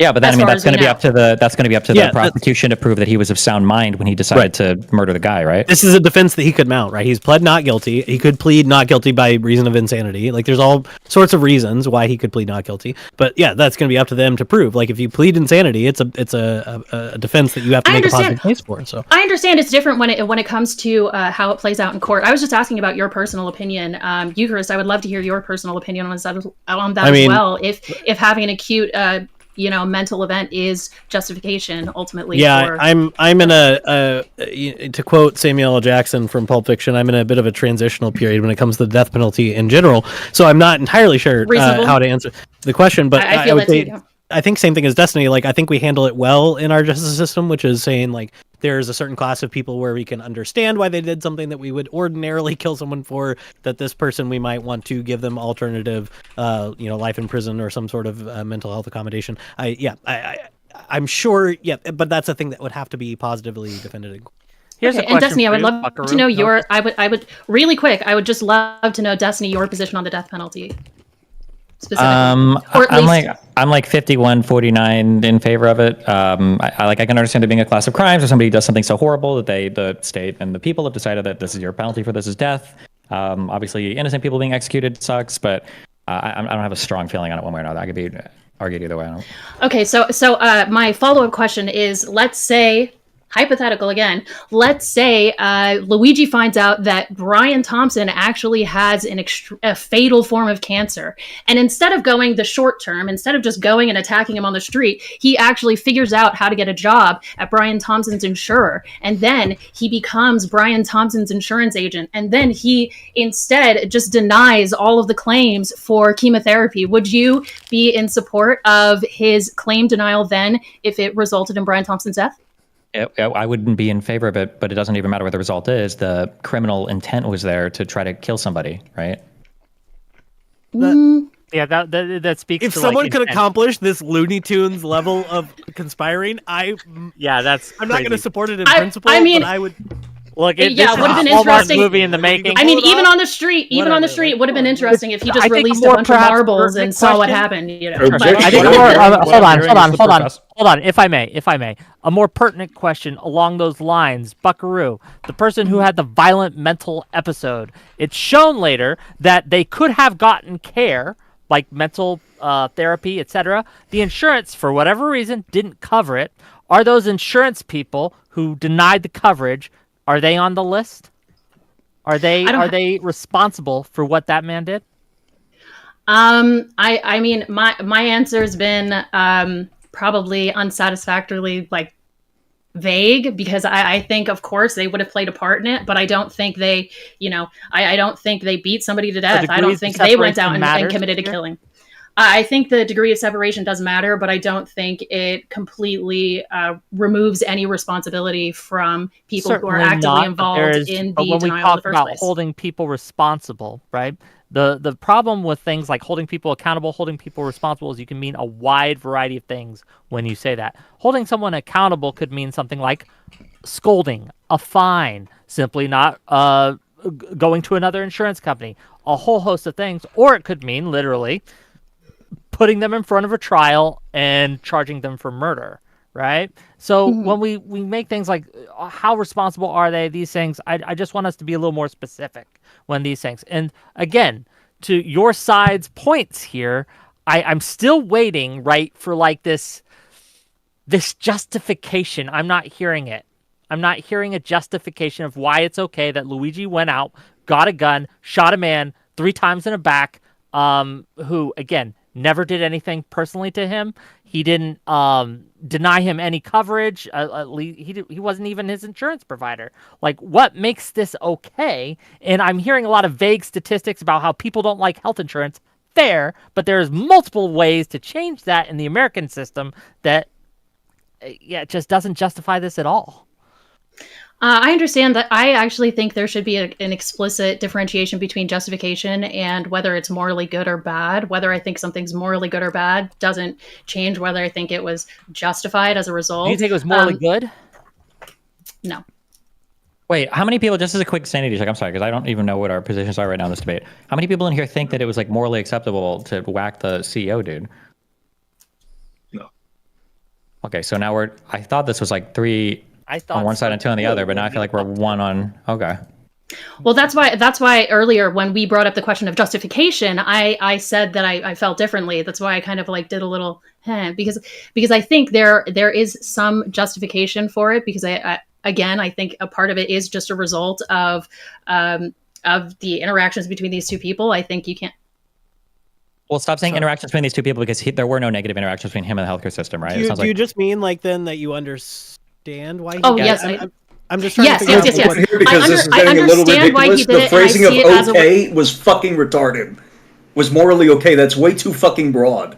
The question is, am I okay with it? No, it's what am I going to do? What do I feel responsible for as a citizen if somebody engages in a crime against somebody else? That question becomes a lot more complicated the greater the scale of the crime is, and my personal motivation to do something is going to be different depending on how far removed I am from that other person, as well as their own moral character. That's the problem. If Stalin gets mugged, murdered, and raped in that order in an alleyway, I don't have to view the mugger, murderer, rapist as a hero in any capacity. But I do get to be happy that Stalin is dead.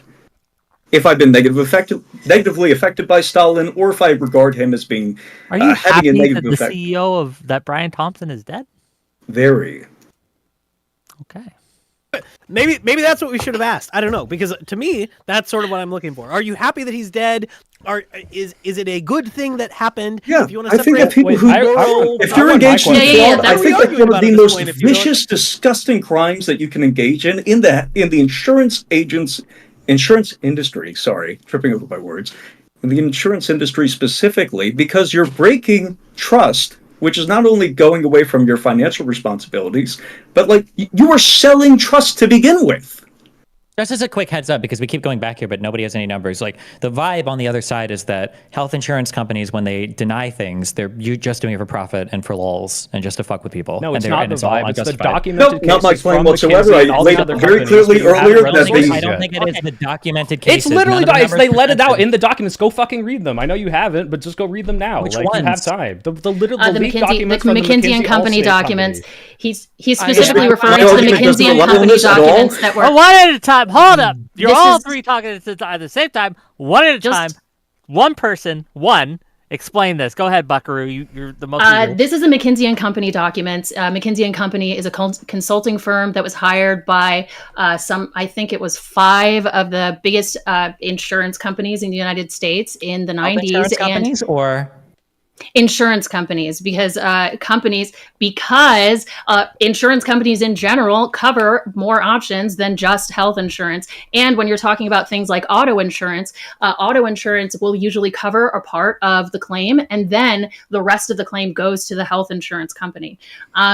When it comes, so do you understand that So this health consulting insurance firm- is a very special and separate, like unique industry? It's not. I don't think it's comparable easily to other types of industries. Like we use health insurance way differently than we use any other type of insurance, and the amount of Right, I was just regulatory explaining to you. framework I was just around- Right, Yeah, I was okay. just explaining to you that when we're talking about things like car insurance, health insurance, they are at least to a certain extent intertwined, because at first the claim goes to the car insurance and then it goes to health insurance afterwards. Once the car insurance, if, for example, you get into an accident and you, I'll use my grandmother's experience. Actually, that's why I'm in her house with these beautiful curtains. My grandmother was recently hit by a car. She was hit by a car. The person who hit her was insured. And because of that, her claim first goes to the auto insurance, goes to the claimant's auto insurance, the claimant being the person who hit her in the first place.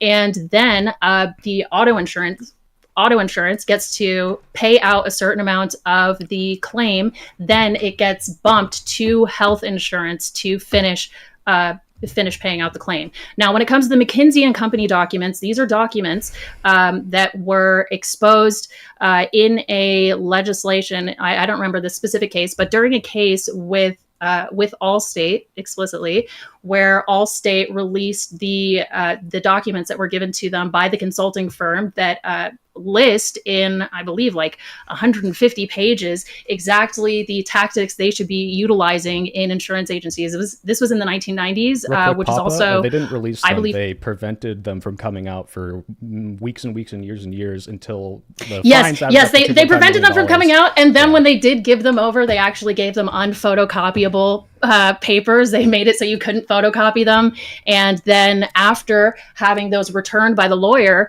the Allstate then just waited around before eventually being forced to give up these documents. But they are documents from the consulting firm explicitly establishing a new standard of how insurance agencies should pursue paying out claims. And this was in the 1990s. After the release of these documents, was any company prosecuted?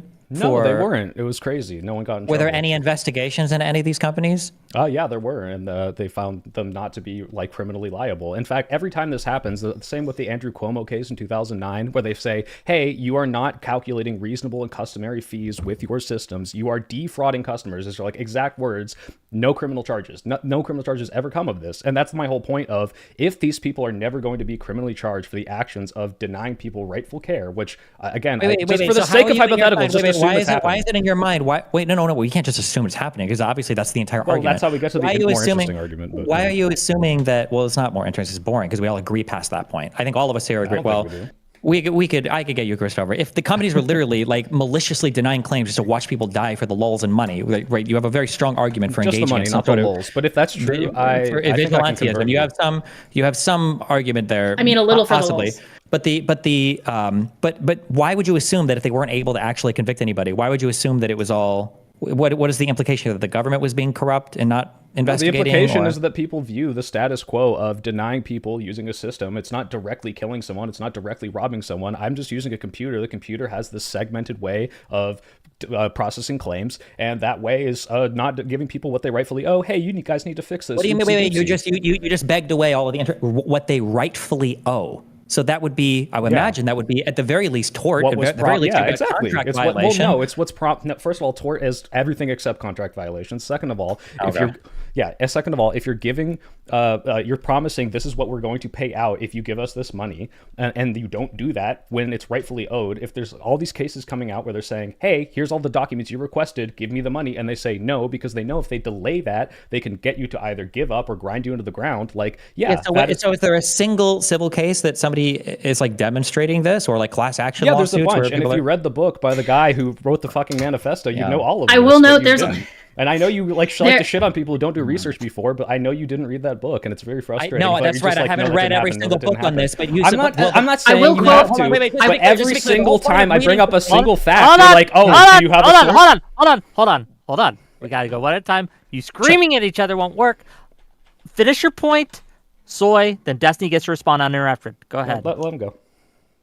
If you've read a book and the only thing you can say is you needed to read the book, then you didn't understand the book, and you shouldn't waste your time reading the book. I'm saying I'm bringing up the only thing you're saying. If you're gonna let Destiny go, you gotta let Destiny go. Yeah, so saying that I read the book, you need to read the book over and over again means that you shouldn't have wasted your time reading the book. Number one. Number two, if you did read the book and you did actually assimilate some reasonable information from it, it sure would be nice if you could bring up a single thing impacting health insurance, especially in a post-ACA world. And if you're just citing this McKinsey leak over and over and over and over again, which is consultations to non-health insurance related companies in a pre-ACA world, what the fuck is even the carryover to the so health ignoring all the other right cases I brought up, ignoring the Senate thing that came out 2 months ago, ignoring all of this, like I'll keep bringing up sources, I'll keep bringing up what I read in the book, I'll keep trying to scroll through my 14 pages of documents, but then you just keep denying that. It's like, oh well, I still don't think it's happening. Like I don't know what to tell you. Like I can keep showing why not, instead of just naming and blurting out a bunch of random shit that's not applicable, give me the strongest thing, and we can start there. That's what people normally do. What is the strongest thing that you need to see that would prove and change your mind? Let me try to you're talking about like arbitrarily denying things for unjustifiable reason, unjustifiable cause. What is not being shown that is the case in the Senate report? The Senate report, one, it's not even showing that. It's just showing that there's an increase of denials, and it's only talking about outpatient care related to Medicare Advantage patients. That's only one sector of what's even being talked about. Saying so number one. Number two. Wait, would it have to be widespread? Would it have to be everything, or you wouldn't change your mind? It wouldn't necessarily have to be. You could show me in that industry. But number two, I don't think in that Senate report, but from what I just read, it doesn't even seem like they're alleging anything actually wrong happening. Criminal? Yeah, that's the fucking point. It's not. They don't think it's criminal. They're saying that So if the issue is just that denials have gone up for some reason, okay, not of which for some who knows reason, if for it's the system that is for the arbitrarily system. denying things on things that Yes. when read by adjusters, they say this isn't Hold on, fair. maybe I can help. Wait. Where in that Senate report? Just show me. Then tell me which page. It was like 50 pages. Okay, I read about 25 of them, and then I skimmed the rest. Where in that report does it say they are arbitrarily or unfairly or unjustly or in violation of their agreements denying people insurance claims? Where's that? It says at the very bottom, there's a role for the free market to improve the delivery of healthcare to America's seniors, but there is nothing inevitable about the harms done by the current arrangement. Insurers can and must do better. Yeah, thanks, Senate, for the sake of the American healthcare system and the patients the government entrusts to them. Okay, I'm going to ask that a question again. What part of this report says that they are arbitrarily rejecting or denying claims? What do you need to see? Do you need to see that it's not supposed to be the rate that it's at? Do you need to see that what the word harm is? Like no, not harm. What do you mean? Cars harm people by output. That doesn't mean that you're denying doing people wrong medical care harms them, and this is denying more people medical care. The Senate says this is wrong. They say they need to change, and they're not doing criminal charges. No. It sounds like they didn't even find any wrong behavior. It just sounds like what is wrong behavior? Something that's unethical or illegal. Okay, or they say it is unethical. They said right there, this is unethical. Can this harm is not result from legal behavior? What? Can harm result from legal behavior? Yeah, of course. Are you saying that to Destiny? No, the conclusion of the report that you're reading is like, yeah, look, we can do things to rectify This is my whole argument. The status quo is that denying people claims that may end up killing them is not viewed as that bad in our current system. That's the reason you guys are making the arguments you're saying. No. You keep sneaking all this bullshit in, which leads me to think you know that you're full of shit right now. Nobody is saying every single denial is not necessarily bad or unjustified. I agree. You keep sneaking in. Also, why do you keep saying ethical? There's no thing on that conclusion for that report about ethical. You're adding that word. They didn't say that they're acting unethically. Okay, they say there are harms done by the current system. Maybe it's not unethical, but the point is... Does that make that system unethical? If a system does harm, right? Does that necessarily make the system unethical? Well, it'd be more about the fact that I think what Destiny would want to say is that are the people who are implementing the system actively doing it, knowing that it is doing bad things and not caring? I would say they are, but I think that's what Destiny would want to say. Is that right? No, but wait, just last point. I'm sorry, last point, because you keep bringing up this report, and then you can do this, okay? You keep bringing up this report. What did the report even suggest? Do better. Who? The people that are implementing the system. So United Healthcare, CVS, and there's one other. So, no, you're wrong. Although the subcommittee's recommendations in this report are targeted at regulators, the whole point is to change the law because this is a heavily regulated insurance industry. That's why I keep getting mad when you guys are coming with car insurance examples. The whole point is health insurance this is why you can't sue these companies, because it's so regulated. They don't want to be getting sued for things that they have to do in accordance with rules set by the federal government because of laws passed by Congress. Why do they have to that report is implement targeted by computer systems regulators that deny people? That's not something they have to do. because they're trying to save money because healthcare is expensive. They have to because so if healthcare is the only way they can expensive. operate is by doing this, in the same way that I would say that if you can only afford to have your company by paying people less than minimum wage, then you shouldn't exist, and the government should step in and do it. The government denies people too. Yeah, they do, but not at the same rates. You don't even know the rates. There have been cases. Not publicly available information. Yeah, but I can at least compare in general to what they're doing in other countries. Sorry, Whick, go ahead. I do want to make sure more people get in. Eucharist's been trying to get in. Buckaroo's been trying to get in, and Ash wants in. So we're gonna go in that order: Eucharist, Buckaroo, Ash. Go. I just don't understand the standard by which you're measuring whether or not they are doing something worthy of giving the Luigi treatment to the CEO, right? So we can't get there. You are reading this. Let me finish. Hold on. You're reading a report that says, "Hey, we could probably do something to minimize the harm done." Right? Fair enough. Right? But it seems like what you're suggesting is they should minimize all harm. Right? No. I'm perplexed. Right? Because when I buy insurance from a company, I'm entering into a contract and paying them a certain amount of money for a certain amount of time that's going to cover a certain amount of services in the event of certain conditions, right? And they're suggesting, or they're arguing, that when they deny my claim for certain coverage, that there are good reasons for doing that. Now, I think I think we could probably all agree there are circumstances where an insurance company could deny coverage. It would result in harm, but they are doing that within the limits of the contract they've made with the customer. Is that true? 100%. That happens probably more often than an unjust one. So the report that you're reading does not in any way tell me that they're doing something criminal that I could sue them under, that they could be prosecuted for. Okay, they're not going to get prosecuted. Okay, I agree. Wait, I'm sorry. They're not doing anything criminal? I don't think they are. I don't think they're breaking the law. Two more things. Yeah. Okay, two more things. Go what ahead. you all were alleging earlier was a strong amount of fraud, actual fraud, like I could bring a lawsuit against you, or you could be prosecuted by the federal government for violating federal regulations governing healthcare insurance. Fraud. If you're saying they're not violating statutes, then I don't know what we're talking about anymore, and I don't know how you could possibly justify the thing that this debate is about. Can something cause harm and be legal? Yes, right? Professor? There's something called the Fort. Sorry, say that one more time. You brought up. You said, can something be legal and cause harm? No. I said, could we be working within the insurance system? Could we look at the contract I made with my insurance company? Could they deny my coverage? Could that denial be valid under that contract and cause harm? And we all agree, too. yes. But could you also agree that there are things that people do that you would probably disagree with that are not breaking a law? Yes. That's what I'm arguing. That's okay. It. Okay. No. So then, not breaking a law that are worth over. Right. Not. I just don't even know where to go from here. I feel like we've run into so many dead ends that I just don't even know how you're justifying the thing we're arguing about, right? If you've gotten to the point where you're saying no law was broken, no, there's no action I could bring against this company to resolve the harm that they've done. Well, then what? Yeah, exactly. There's no action. Well, this is a policy question, right? Exactly. And when when does that policy happen? Does it happen a year from now? Does it happen 4 years? What do you tell the person right now that might die because of their denial of coverage if they can't do something to immediately change their situation? That's what I'm asking. That's my whole question, and that is what will convert me to your side. Suffering from a rare kind of cancer from some chemical dump outside their school from decades ago. Right? What do I tell them? I tell them, hey, there's laws and we're processing it and we're going through the process. So essentially get fucked. You can't do anything. You can't just go out and kill people because I don't think you should, but what else do you tell them? But that's the whole debate. Well, okay, hold on. A part of what I do think is Buckaroo, go ahead. Part of what I do think is worth criticism is the way the policies are developed in the first place. And I agree, Eucharist. I can hear you saying now that you just want more transparency from insurance agencies, and I absolutely agree. I think insurance agencies should be more transparent. So there's something called the Four Corners rule that's utilized by insurance lawyers specifically.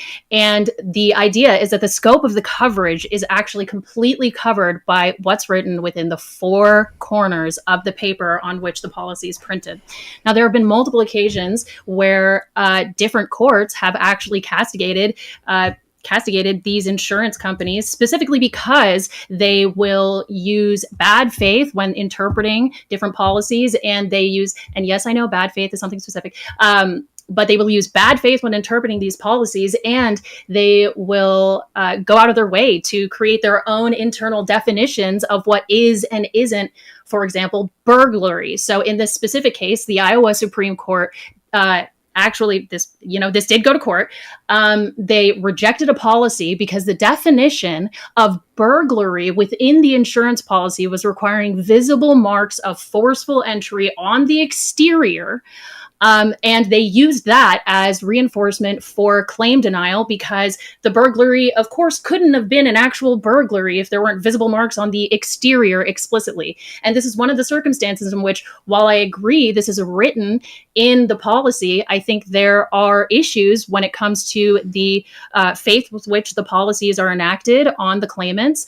And I think that goes to the exact papers. I don't think this has anything to do with health insurance. I think this is I don't think that they're going to be using like novel definitions in an insurance policy that isn't understood literally throughout the entire industry. I staunchly disagree. I think this happens all the time. I think this is exactly why there's a bureaucratic process. No, we keep. Can I finish my point first? In a moment. But this goes to the point, right? Like, we keep talking in vagaries. What is a specific example in the health industry where they define an insurance company defines something in a way? Well, here we go. Actually, you know what? Destiny actually referred to this earlier that I thought was really that's pretty useful now when we're talking about what is and isn't an elective surgery. He's talking about the elective surgery of having your arm bone fixed, but I think the person walking around with a broken arm probably feels differently about whether or not it's elective, because there's a specific definition that's being utilized by the insurance company that may or may not be understood by the person when they are signing on to the policy in the first place. Now, I think the average person, when they're choosing their specific plan, which, again, to be clear, most people cannot choose the insurance agency through which they get insurance. They actually only choose the job that they have, and then those jobs have specific insurance companies from whom they buy insurance packages, and that is what is utilized for their employees. So the option of change your insurance is actually quit your job. Then you can get new insurance. Then you can actually have an issue with the policy that's being offered to you. And even then, you're given like 4 or 5 policy plans in the first place. But back to my original point, I think there is something important regarding the specific terminology that's utilized by insurance agencies to deny claims that otherwise, from a good faith, or what I would say is a good faith interpretation, what the Utah Supreme Court would say is a good interpretation. This is not happening. I don't. This is just a. Do you have any evidence? Do you have anything to support your claim that it's not happening? I can't prove a negative. I cannot prove that a thing is not happening. But the idea that because somebody doesn't know what an elective surgery means, that they're getting scammed. Like, I'm sorry, if you don't know, like what? Like, let's say. Well, this is exactly why I wanted to finish my point, which is that it's not just about whether somebody knows what an elective surgery is. It's about the fact that, like I said, insurance companies use explicit definitions that are not known by their claimants to basically lure them into the trap of signing on to a specific policy without understanding this doesn't the even ins make and outs sense of the because you policy literally that applies to them. But if I can finish, if I can read this other quote from the Utah Supreme Court, insureds buy financial protection and peace of mind against gratuitous losses. They pay the requisite premiums and put their faith and trust in their insurers to pay policy benefits properly and fairly when the insured event occurs. Good faith and fair dealing is their expectation. It is the very essence of the insurer and insured relationship. So I think it is actually very important to understand and to ensure that the claimants who are signing up for these policies in the first place have a clear understanding of the policy at hand. And I think even have to and I obfuscate? Wait, think why would and they I think the training. You got 30 seconds, right? We can't be held hostage. It's okay. Yeah. No, it's okay. Okay, go ahead. Why would they have to obfuscate their terms? If you just said earlier, people can't even choose their insurance anyway. If they're all getting that from their job, then why would they even have to go through the trouble of trying to obfuscate what people are signing up for? Like, these are just fantasies. Like, nothing that you're quoting even has to do with health insurance. All of these cases, the Utah one, the Iowa one, are all like about car insurance and stuff. It's a totally different industry. Again, to be clear, this is an insurance company that has different kinds of insurance that they offer. They can still bounce from car insurance to health insurance, because when you have any health claims related to any other form of insurance that you have, it goes to that first form of insurance, and then it goes to health insurance. So this is all intertwined. You want this explicit discrimination between these two, but you're wrong. It is not as clear as you imply. It is very clear. Your car insurance is not your health insurance company. You wouldn't go to your car insurance and say, I got in a car accident. Can you front me some money for my monthly SSRI prescription? Or can you give me something like so when it comes to the injuries, health insurance is a different thing. Go ahead. When it comes to the injuries that occur as a result of a car accident, you do go to the car insurance agency. You say, I was hurt from this car accident. I have to pay for these bills because this claimant has caused harm in some way. It goes to the car insurance agency first. Yeah, then it goes to the health insurance agency. Yes, exactly. Thank you for explaining what I'm talking about. This is a part of health insurance. You think it's not a part of health insurance because you don't understand what car and health insurance are. It is not my fault that you don't get what car insurance is and how claims for car insurance injuries go through car insurance first. Yeah, if this conversation was supposed to be a debate about how we regulate car and health insurance policies, this would be a completely different conversation, right? If we just wanted to say, hey, in an ideal world, what regulations would be passed for separate issues, health and car insurance, to make them better, that it would be a different conversation. I mean, I'm not. And that's why I didn't. That's why I haven't. On the data transparency issue, right? Where I want to know why and how these insurance companies are making these denials, right? The question that we came in here to debate is when and how these denials justify gunning someone down on the street. And so, no, it's important. You have to know. You have to know if they're justified or not, because that's at the end of the day, that's really the only thing that matters. And nobody knows about anything, how insurance works or whatever. Which is why you especially, which is why you don't seem to understand exactly where these claimants go in the first place. This is why you don't understand the jargon that's utilized by insurance agencies in the first place. You're clueless. Do you think car insurance companies are regulated under the ACA the same way the health insurance companies are?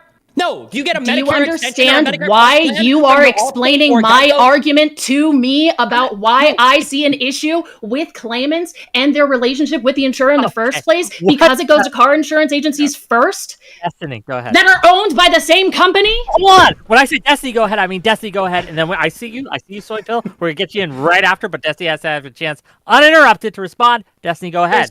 Just the fact that a car insurance company might cover some medical expense, when we talk about health insurance companies, we're not talking about car insurance companies. We're talking about health insurance companies where that is the product that they offer, and they're hardcore regulated by the Affordable Care Act. And there's a whole list of regulations and everything that come into play here when we're talking about these companies. And every single data point that you guys were citing earlier, things related to that Senate report and things related to the 90% denials and all these have to do with like Medicare Plus plans or Medicare extension plans or whatever. These insurance plans?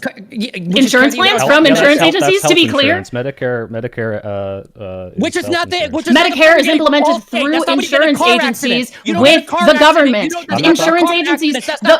Brian Thompson himself developed. That's not for car accidents. I'm not talking about car accidents. Again, the Medicare like Advantage. you already said, Destiny, you can go to your car insurer and tell them you have medical bills related to a car accident.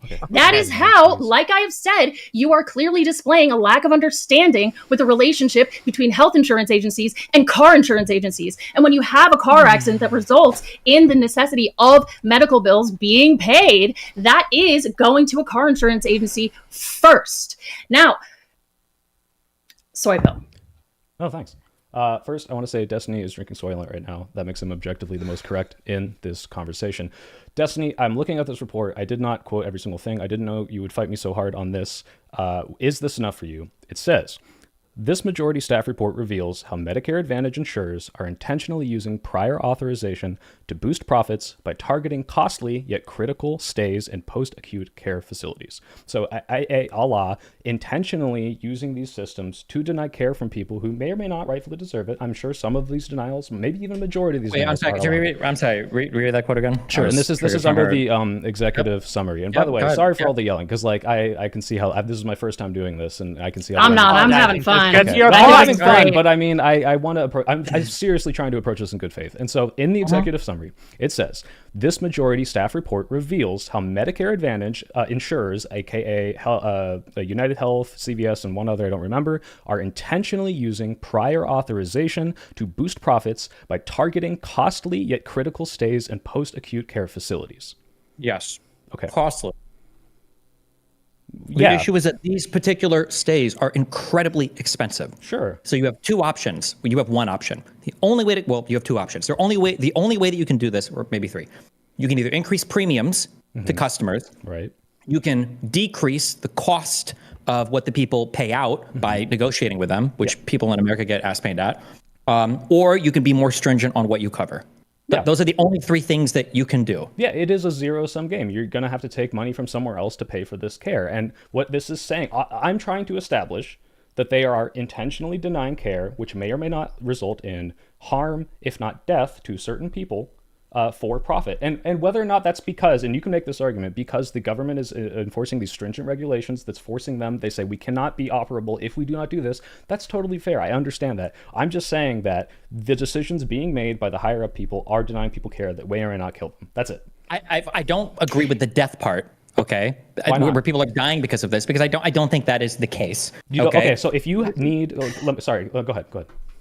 This has to do with staying in care facilities after surgeries and stuff, right? Yeah, right. So if you have a wound, there are alternatives to this, right? You don't have to go to a facility afterwards. You can get like in-home treatments instead, or you can visit a hospital instead, right? Sure, you can do other things, right? But what this report is saying is that if the person's not being allowed to stay in a post-acute care facility and they get instead opt for that other thing, or they do that other thing, that's counted as like a denial or whatever for this report. Also, this report is only dealing with the time period between 2019 and 2022, which is an incredibly odd period for healthcare coverage, like time periods, which is why even in looking at the conclusion of this report, all of their conclusions go towards the regulations that maybe we should try to regulate this industry in a little bit of a different way. You're saying that people could be dying as a result of this. These are for Medicare Advantage plans. These are things that are on top of your ordinary Medicare already. So if you're advocating for getting rid of stuff like this and just expanding Medicare for all or something like that, these people would literally all be doing worse under that plan because they all already qualify for Medicare anyway. These are just Medicare Advantage plans. So nothing in this report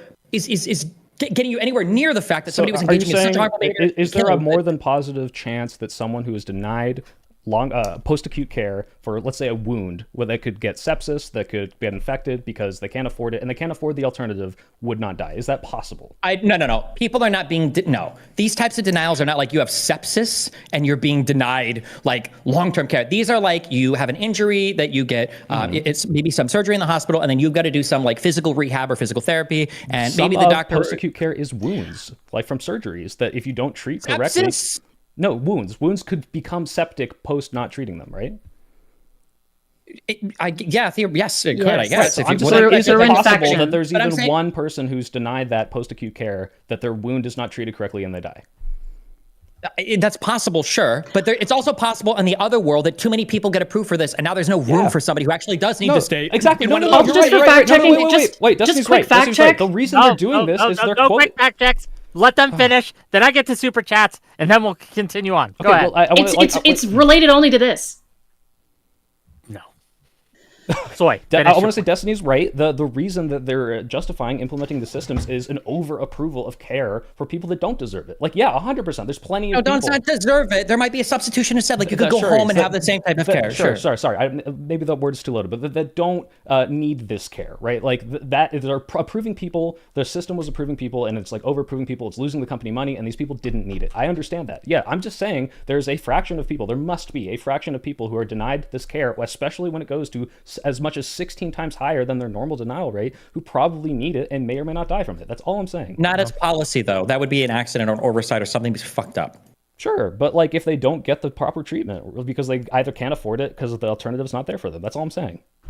Okay. But you're not dying of sepsis. Sorry, go ahead, Big Papa. Okay, fine. Just gonna get some. We're gonna get some super chats in there. Then we go to Buckaroo, and then we'll keep going. Deity for $20. Destiny took the L, defending the big businesses and CEOs after the death penalty and the death penalty nowadays too. Brian Thompson got the death penalty from the American people after enacting the October 7th of healthcare on us, and that's facts. Well, thank you for the $20. $5 from Robert Bates to say ERISA law prevents suing for more than the claim. ERISA prevents putative, emotional, or jury trials. There are no consequences for incorrect denials. $5 from Rabid Wombat. Does Soy think it would have been more ethical for Luigi to grape the CEO instead of murder because it leaves room for a post-grape CEO redemption arc? Can I answer that? In a moment, let me get through the rest of these. But yes, keep that in mind. It's an interesting question. Symposium Brain for $20 says Melina recently confirmed that the sex tapes leaked by Destiny's former girl were shared by Destiny without her consent. Good one. Nice. She has no legal recourse. I got a whole bunch of super chats for you, Whick. Ready? Okay. Did you not? Okay, fair enough. Whick is a stinky butt. I think that's a #1 super chat. He's probably going to mention. Sorry. $5 from Origuni. How would the people on the panel like to be treated if accused of murder? Do you want a trial or would you prefer Luigi? $5 Smoke D Bandit. The argument that you're stuck with a company because of your job is incorrect. This is America and you can choose any company. $5 from Very Late and Tired. The one screaming about car insurance is incredibly wrong. She shouldn't be accusing others of ignorance. It's embarrassing. And then finally, $5. Wick, just tuning in, but wondering if Buckaroo has improved on her arguments on this topic since I debated her on the last healthcare panel. Thank you for the money. Okay, with that, Buckaroo. I'm not wrong. There's actually a specific branch of insurance that's used for this purpose.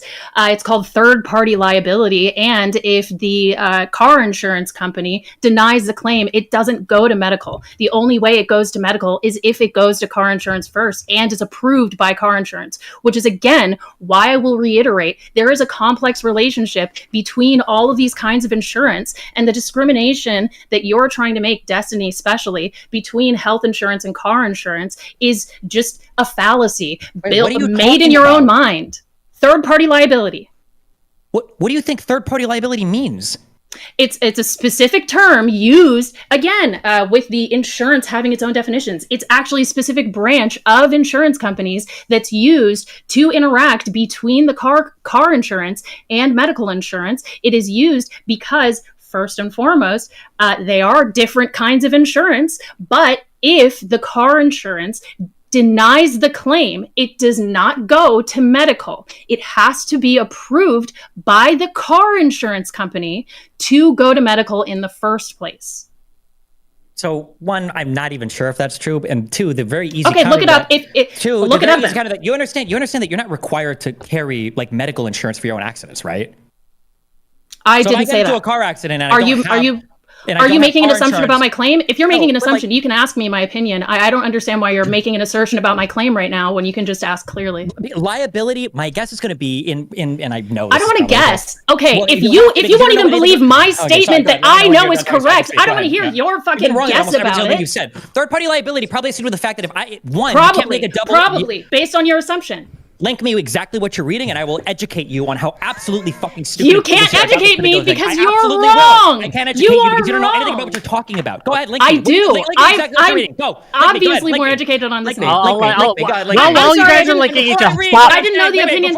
Before I read what you're saying, my guess is third-party liability tries to avoid two things. One is if you get into an accident where you're clearly like at fault or you've done something bad, or the car insurance company has checked it out and you're not liable at all for a particular thing, and they say there's no injury here, you can't go to a health insurance afterwards and try to get a claim that somebody else already validated created is like, this is absolute bullshit. Number one. Or number two, it's so that you can't do double claims. I can't go to my car insurance and say, hey, I got an injury. Can you give me money for it? Oh, and go to your personal insurance and say, hey, can you give me money for this injury so you don't do a double claim? That's my guess for what third-party liability has to do. Usually you go down a line of liability so you're not double claiming. This is the same thing with credit cards and other types of liability insurance as well. Third party liability insurance.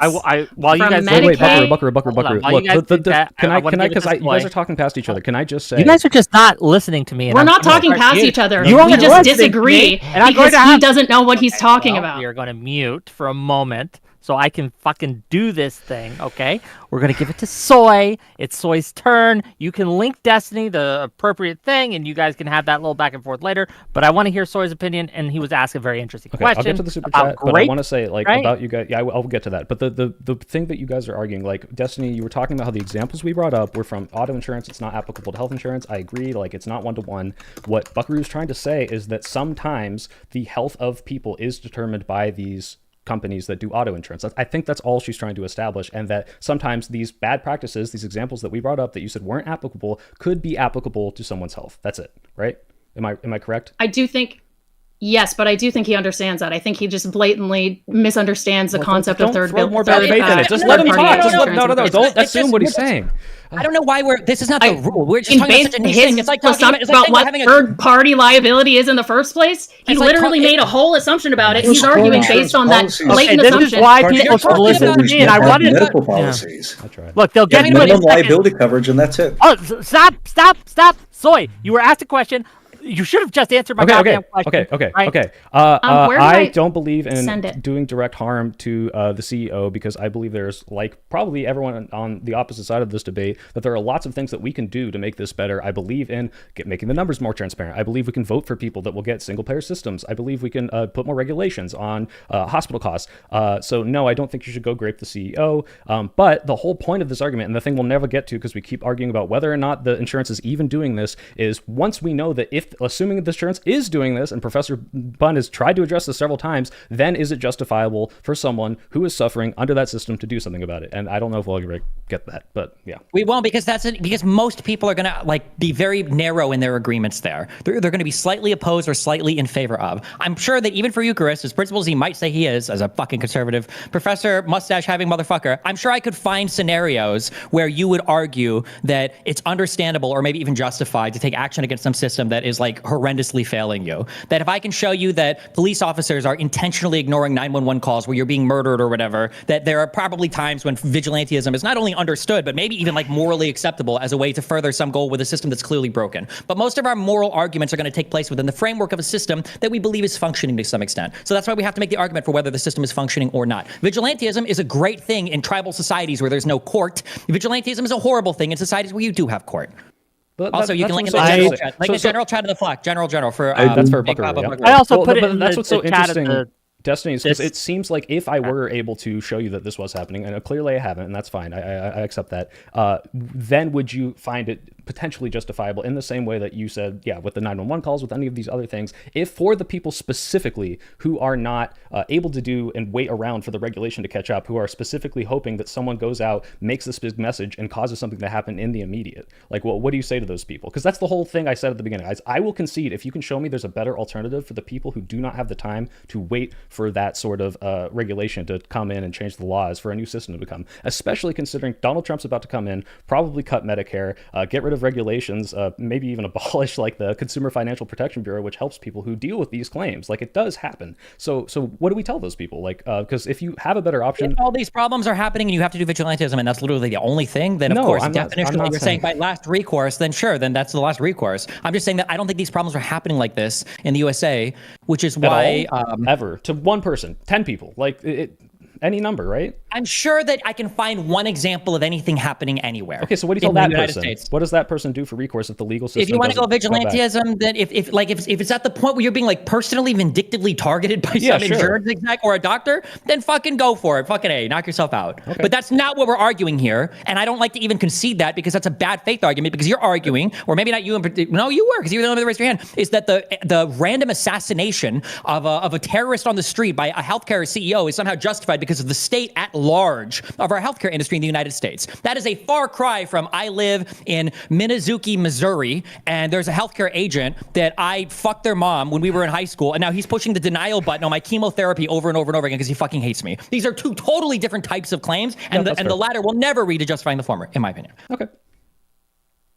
Okay, wonderful. We've got there. So, did you get the link that Buckaroo was trying to send, Destiny? What do you think I this sent link is they are proving in me? Gen Chat. The concept of third-party liability and exactly what third-party liability is for. Be specific. What do you think that this has to do with any of the arguments we made earlier about the ACA or anything else? Wait, I had to do with my arguments about what third-party liability is. Buckaroo, was my characterization of your argument with Destiny even remotely in the realm, or am I just completely off base? Yes. I said yes. I think this is exactly how different companies, different insurance. At all. Like, don't even look at that link. Destiny, the claim is you saying that the examples we brought of auto insurance were not applicable because they're not health insurance. That's true. We're saying that there are cases where people are denied proper healthcare by the auto insurance that has been proven from leaked documents to carry out these practices. So does that change anything or no? No, that's not what we're talking about. We're talking about the state of like healthcare coverage in the United States, and a lot of what it's centered around has to do with court cases or Senate committee reports about like Medicare plans or managed chronic care, not things related to automobile accidents. Well, the McKinsey documents showed that they were purposely. You think old people don't get hit by cars? No, hold on. Do you think that the majority of old people's healthcare coverages have to do with auto accidents? No, but I think when you make a definitive claim that automobile accidents don't have any influence on whether on Medicare, I think you're incorrect. Influence? They are regulated. The vast majority of what we're talking about is not related to automobile accidents and claims that you make for an injury in an automobile accident. Can you show evidence for that claim? Any evidence for that claim that the majority of them are not? Okay. Why are we okaying? He can provide evidence. If I'm supposed to provide evidence, if Soy's supposed to provide evidence, allow he him can provide evidence to do that if he wishes. But sure. So if you're asking me what are the majority medical costs for elderly people? Is that what you're asking me? Majority of the claims went through insurance agencies. Stop talking about this. It's so irrelevant. Okay. And specifically, widely reported condition associated with it. Are they getting hypertension from car accidents? Specifically, what kind of insurance they're going through initially. I have an actual interesting kind of way. We are running out of time. I want to put this. No, wait. There's more. Wait. You think? Hold on. Wait. I just want to get this into the record. Hold on, Buckaroo. You think that the majority of old people's medical claims are passing through their automobile insurance insurance cars? No, I don't. What are we talking about? What was the point of the statement that you just made? To get literally any sort of refutable evidence for any claims that you've made during the whole debate. Wait, or we could just move on to something completely different. Destiny, do you acknowledge that the McKinsey documents for the automobile insurance intentionally said, let us deny as many missed claims as possible, that's the minor impact soft tissue claims, just because we know that the people who are going through the litigation will not be willing to pay the money for a lawyer because the cost of the claim will be less. Is that a thing that happened? At this point, I don't even trust it without reading it myself. If you want to link me that, I will. Might have said that. It wouldn't surprise me if a consultation company, the some insurance company, did say some scumbag fuck shit. That wouldn't surprise me. So I would grant that. Sure, for sure. I'm sure that could happen. Okay, yes. And is that tantamount to killing people if they're saying let's us deny these people claims, or not even killing? Let's not go that far. This is causing potentially permanent damage to these people if they do not get the recourse they need within the 3 months period after having that whiplash. This is also known as whiplash. I'll stop saying missed. If they don't get the treatment for that, they will have permanent whiplash injuries from that. Is that a scumfuck thing? Yes. And should that be illegal? And if someone is having non-life-threatening injuries, just things that make you uncomfortable? Well, sure, but have you ever had back pain that's chronic? It's literally I can't think anymore. That's probably why this guy went out and killed this guy. First of all, you have absolutely no evidence to support that whatsoever. No, number one, speculation. Number You're right. two, I've deadlifted wrong before, and it hurts like a motherfucker, and I've wanted to kill people. That's all I'm saying. Sure, but that has nothing to do with him supposedly having chronic pain. Okay, number one. I'm saying that would radicalize someone. That would cause someone to do and feel immense suffering their whole life just because they're not dying. Didn't we say that this guy wrote a fucking manifesto and he just didn't include his negative experience with healthcare and surgery in the U.S. when he murders a healthcare exec? Wouldn't we expect to see that somewhere? Maybe. Okay, number one, that point was so bizarre. Fuck me. It wasn't like a serious. While you're waiting, I do have a question. I do have a question for your side of things, Soy, and I'll give it to you first. I want to hear everyone else's, because you specifically, so I've brought this up several times, that what do you tell people? What do you tell someone who is suffering? That's like the whole whose argument I'm trying to grandma's grant, right? etc., Yeah. right? What do you say? What do you say to those people who have? Do you tell them to just wait until things get better? Like, what do you say to them? Well, the question becomes, if we could show, right, and I think that we can, that them going out and gunning down a CEO or graping a CEO or engaging in vigilante action would make it harder for every other person to get the effective change that others are fighting for in a legal manner. Do you still just kind of sit back and let them do Of course not. whatever? If it's actually making everything worse, which it absolutely might do, I'm about It is. 100% concede It that. is. Yeah. If it does, if it has them cracked down, they don't change Luigi anything. didn't just not help people, right? It made He things didn't worse. just Yeah, not sure. do anything. And if we see that He's bear out making in the it next 2 actively years, harder not only will for I say everyone. that it's like I'm already not condoning it, I would also say no. You're like I said at the beginning of this, I will concede this is not just you're misinformed. This is you are causing active harm to You society. did raise It your shouldn't hand be when done. this was justified. You did raise your hand to say, "Is this I think justified?" that's The what I'm reason saying. it's I'm not saying that justified- there's a The reason why we potentiality. don't do vigilante, and I'll let you answer after I'm done, please. Right? The reason we don't condone vigilantism, the reason we don't think this is okay, the reason why we don't go down this route is because it makes things harder to do it in the correct way. It makes it less likely that actual change will happen that won't lead to a mass amounts of blood in the streets. If extrajudicial killings are successful and it does lead to change, then that puts a lot of people on the menu, and they can say, "Look, that's how it we worked used to run this time, society. let's do it a lot more." And I think that leads to more deaths than Yes. the insurance companies Right, are. and I don't advocate for that. That is how we used to run societies before we had democracies. That was the compromise, saying like, "Hey, we'll stop going killing our kings. We'll stop killing our union boss. We'll stop killing our boss who's screwing us over." I don't think we should go back to that. I don't think that would be good, and I don't think that this is the way that we need to have it happen. But I am saying that there are justifiable ways that this could bear out, and these people who are suffering and have no recourse. The whole point of my argument is that what are these people else supposed to do? Like, what could they possibly? I almost put on my video, what if they? I don't know, but not that. Sure. And I was like, what if they, like Destiny brought up the self-immolation and how that like got not talked about a month later. And it could be the exact same case here where it hasn't even been a month yet. We're not going to be talking about this guy 3 months from now. Who knows? But you're talking about killing people for lack of like positive resources. Like, bro, are we like, we're going to be killing store owners for not giving us food. We can kill a realtor for not giving us a house. If we're homeless, we could kill. Again, I'm not justifying it. everybody I'm up and saying, down what the do you healthcare- tell the people that are suffering? Well, Tough shit. I mean, like, there's some degree of suffering. You're saying that any guess. amount of suffering is. You're saying that No, any I amount mean of the people that are suffering going through is chronic pain and death, like from denial, which you don't think is happening, but just assume it is, just for that specific point. If you assume away the hard part, then I guess, yeah, you like literally, I guess almost everything's on the table if you're going to die. Sure. But. Okay. But I guess, but if it's not happening, then it doesn't matter. But yeah, okay. That's kind of my point. I'm like, what else are you supposed to tell them? That's like, hey, I'm going to die in a month because I'm being denied care. What the fuck am I supposed to do? This guy's getting away with literally murdering me. Like, what do you tell that person? I guess but it's that's tough this shit. type of care, like death is that's not even legal to deny. Even the hospital can't deny if that's like a thing that you're facing. If you're like going to die in a month, like even the hospital has to treat you at that point. Well, I guess that's also supplanting the idea. That's probably not the right word, but like a lot of people, like we said, like might be afraid to even go to the doctor because of fear of going bankrupt. A lot of people we don't even know that they're denied care. They just get the, like, hey, we rejected your claim. And then they don't pursue anything further because they don't know that they're owed more. And then they don't go further from that because they don't want to pay out more. Like but again, that's not, I don't have data to back that up. The data doesn't exist. So I won't even like. So all of think these it's are like information problems that are exacerbated by propaganda that suggests that if you go through these things, you're going to go bankrupt, right? So what we could do to solve those is to solve the information problem by more widely distributing accurate facts about the healthcare system rather than propagandizing people about the healthcare how system, responsible right? are the people spreading that misinformation? So they're making it an exasperating,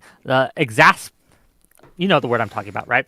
They're blowing up and blowing out of proportion this idea that it's so hard to get an ambulance, or it's going to cost you, it's going to make you go bankrupt. And so because of all this misinformation out there, people choose not to engage in these services. It leads to worse health conditions that eventually affects their quality of life and they die. Are the people spreading that misinformation on the list? Characterizing it as directly led to harm and misinformation death? is incorrect because it's an accumulation of different anecdotes that people are experiencing, and that goes to the corrosion of social trust that we actually penalize financially, as described earlier. They are further removed.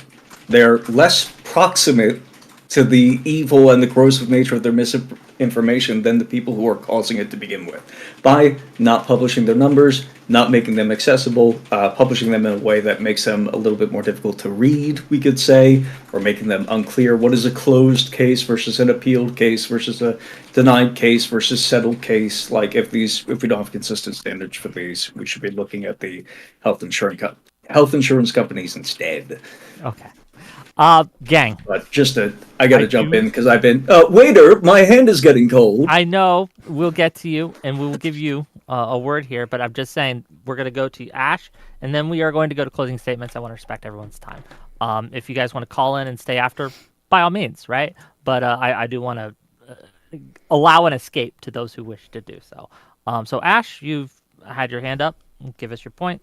Yeah, I just want to go over. I'm excited about the upcoming destruction of the Affordable Care Act. I think it's been horrific to the American healthcare industry by incentivizing healthcare companies to stop driving down costs, which they used to devote a fair amount of their time to, was driving down costs. But if they drive down the cost of a claim by negotiating with a healthcare provider, then that decreases, that eats up administrative costs, but also means that their ratio gets thrown off in a different direction, so that now their payouts look lower, and they've just eaten up a bunch of administrative costs. So now they have to make up for that in other ways that might not be appropriate. So their incentives right now are to offer settlements, are to delay, deny, and defend up until the end of the year. And then if they are a little bit over, they can offer some rebates. That's all I'm saying is, like, hey, these people have the means, they have the motive, and they have the opportunity. I don't necessarily know if they're actually doing it, but I have a lot of claims that they're actually doing it. And I see a healthcare industry that's protected from exposing themselves to any potential wrongdoing, which is why, as I said at the beginning, it's leverage. Hey, if you guys are doing wrong, then the first person to defect is, I think, going to have some kind of protection. If you guys are not doing wrong, then you have even more incentive to publish your numbers in a transparent, accurate, and clear way so that people understand exactly how their claims are getting denied, because they're different all over the place. Kaiser has a stupidly low appealed claims rate. I think it's like 0.2% or something like that. But Kaiser itself has like a very vertically integrated health insurance claim. You're mostly interacting within your own network, and it seems like a very solid system from the inside. So I have no reason to suspect Kaiser of wrongdoing just looking from the outside in at that one statistic, you know? Yeah, but we don't know. This has to do with, like, what is your engagement with the healthcare system? Like, the fact that you just said that it seems great because of that. Have you ever known somebody who needs to pursue either a specialist or go to a doctor that can prescribe something or recommend you something who's out of network? Because some companies, like with Kaiser, that could be a fucking nightmare. So even though they have a low denial rate, that's not necessarily a good thing. It could be a bad thing. Totally agree. That's why I made the point that we need it to be as transparent as possible. And this provides. And if you want to demand, like, to answer your question that you asked me just a moment ago, my father died of melanoma, skin cancer. My mother has had the mini Whipple surgery. She had basically a benign tumor that was, a precancerous tumor on her pancreas that had also spread to, I believe, her gallbladder was removed, or a piece of her gallbladder. I don't remember the exact distinction between the Whipple surgery and the mini Whipple. That led to some medical malpractice where a mesh was left inside of her body and went undetected for several years afterwards and caused her quite a few problems. She actually went into sepsis several different times. I'm currently waiting on a specialist for a GI problem because my grandfather died of colon cancer. My mother had cancer. My father died of cancer. So I'm waiting on that specialist now. I interact with it. I'm a young person, and these kinds of problems engender fear that I try to discourage in my friends.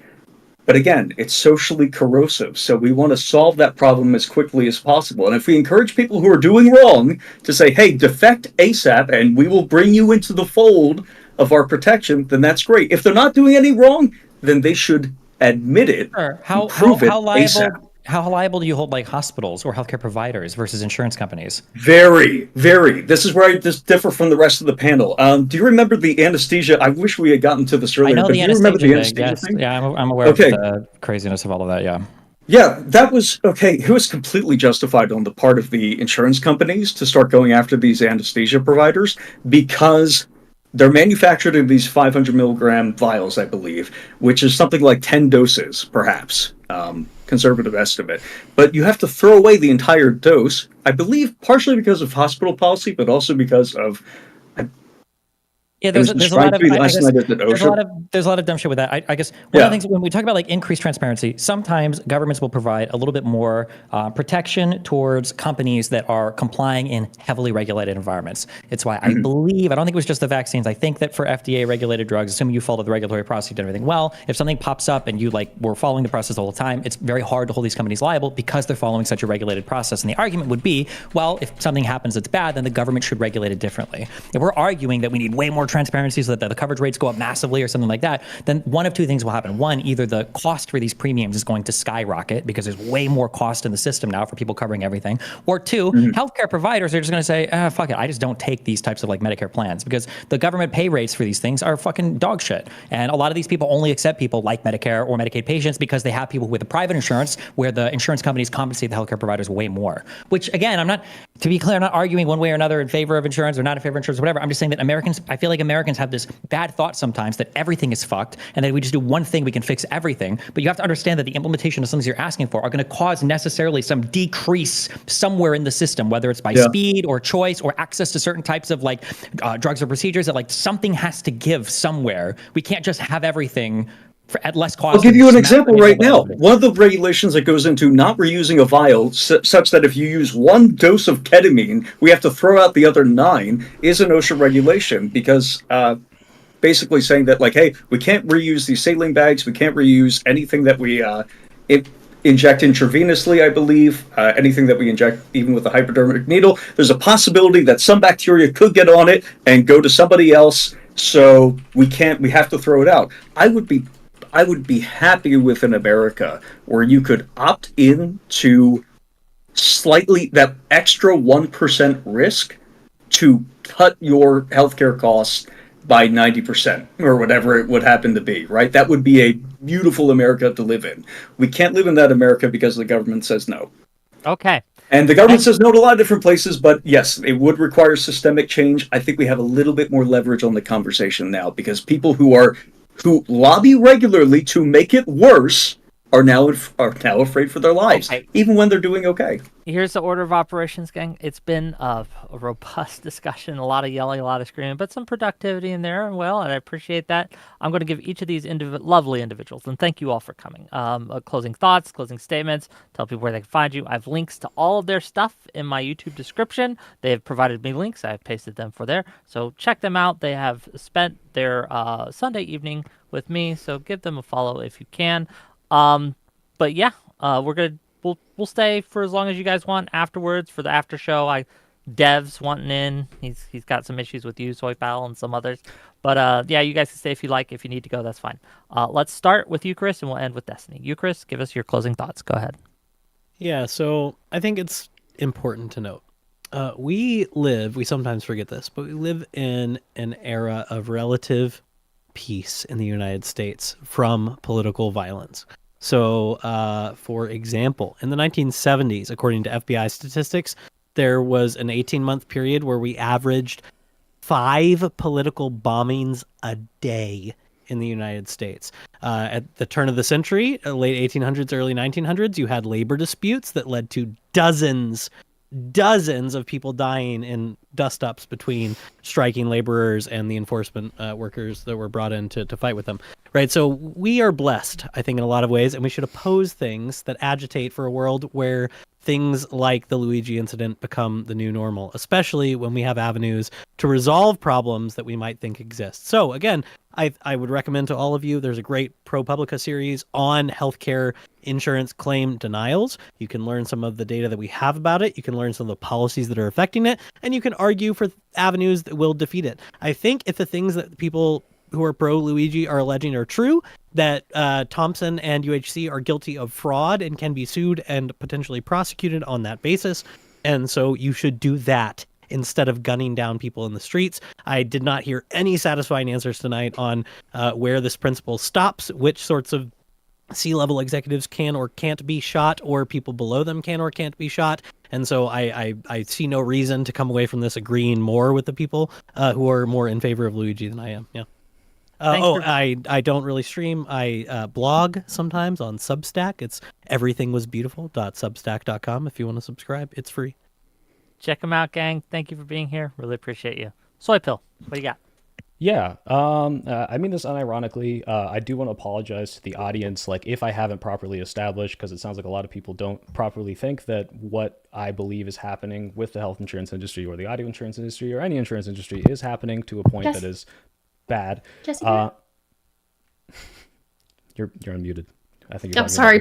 No, you're good. I'm yelling to my cat. I'm sorry. But like genuinely, I mean, it seems that I established that if all those things were happening, there could be, it's all you can really say to the people that are suffering from it is tough shit. I don't think that's an acceptable answer. That doesn't mean I think they should go out and kill people, but it's kind of a no-win situation for those people, and it's hard for me to say that they don't that they're not rightfully justified in their own thinking to say, well, if I can't have any other recourse, I'm going to go out and do something. But clearly I haven't established that. Now, it sounds to me like Destiny said he would agree were that all true to a point, which makes me just want to try to prove it better and more. And I hope that at some point you'll let me speak and try to present a better argument to you, because after reading this book, I do want to go out in the street and protest within the confines of the law.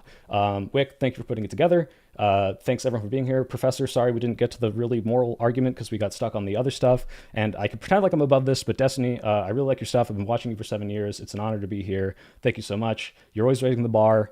I mean, I've heard that your leaked tapes weren't that good, but you just glazed the shit out of Brian Thompson, so clearly you're always doing better, so thank you.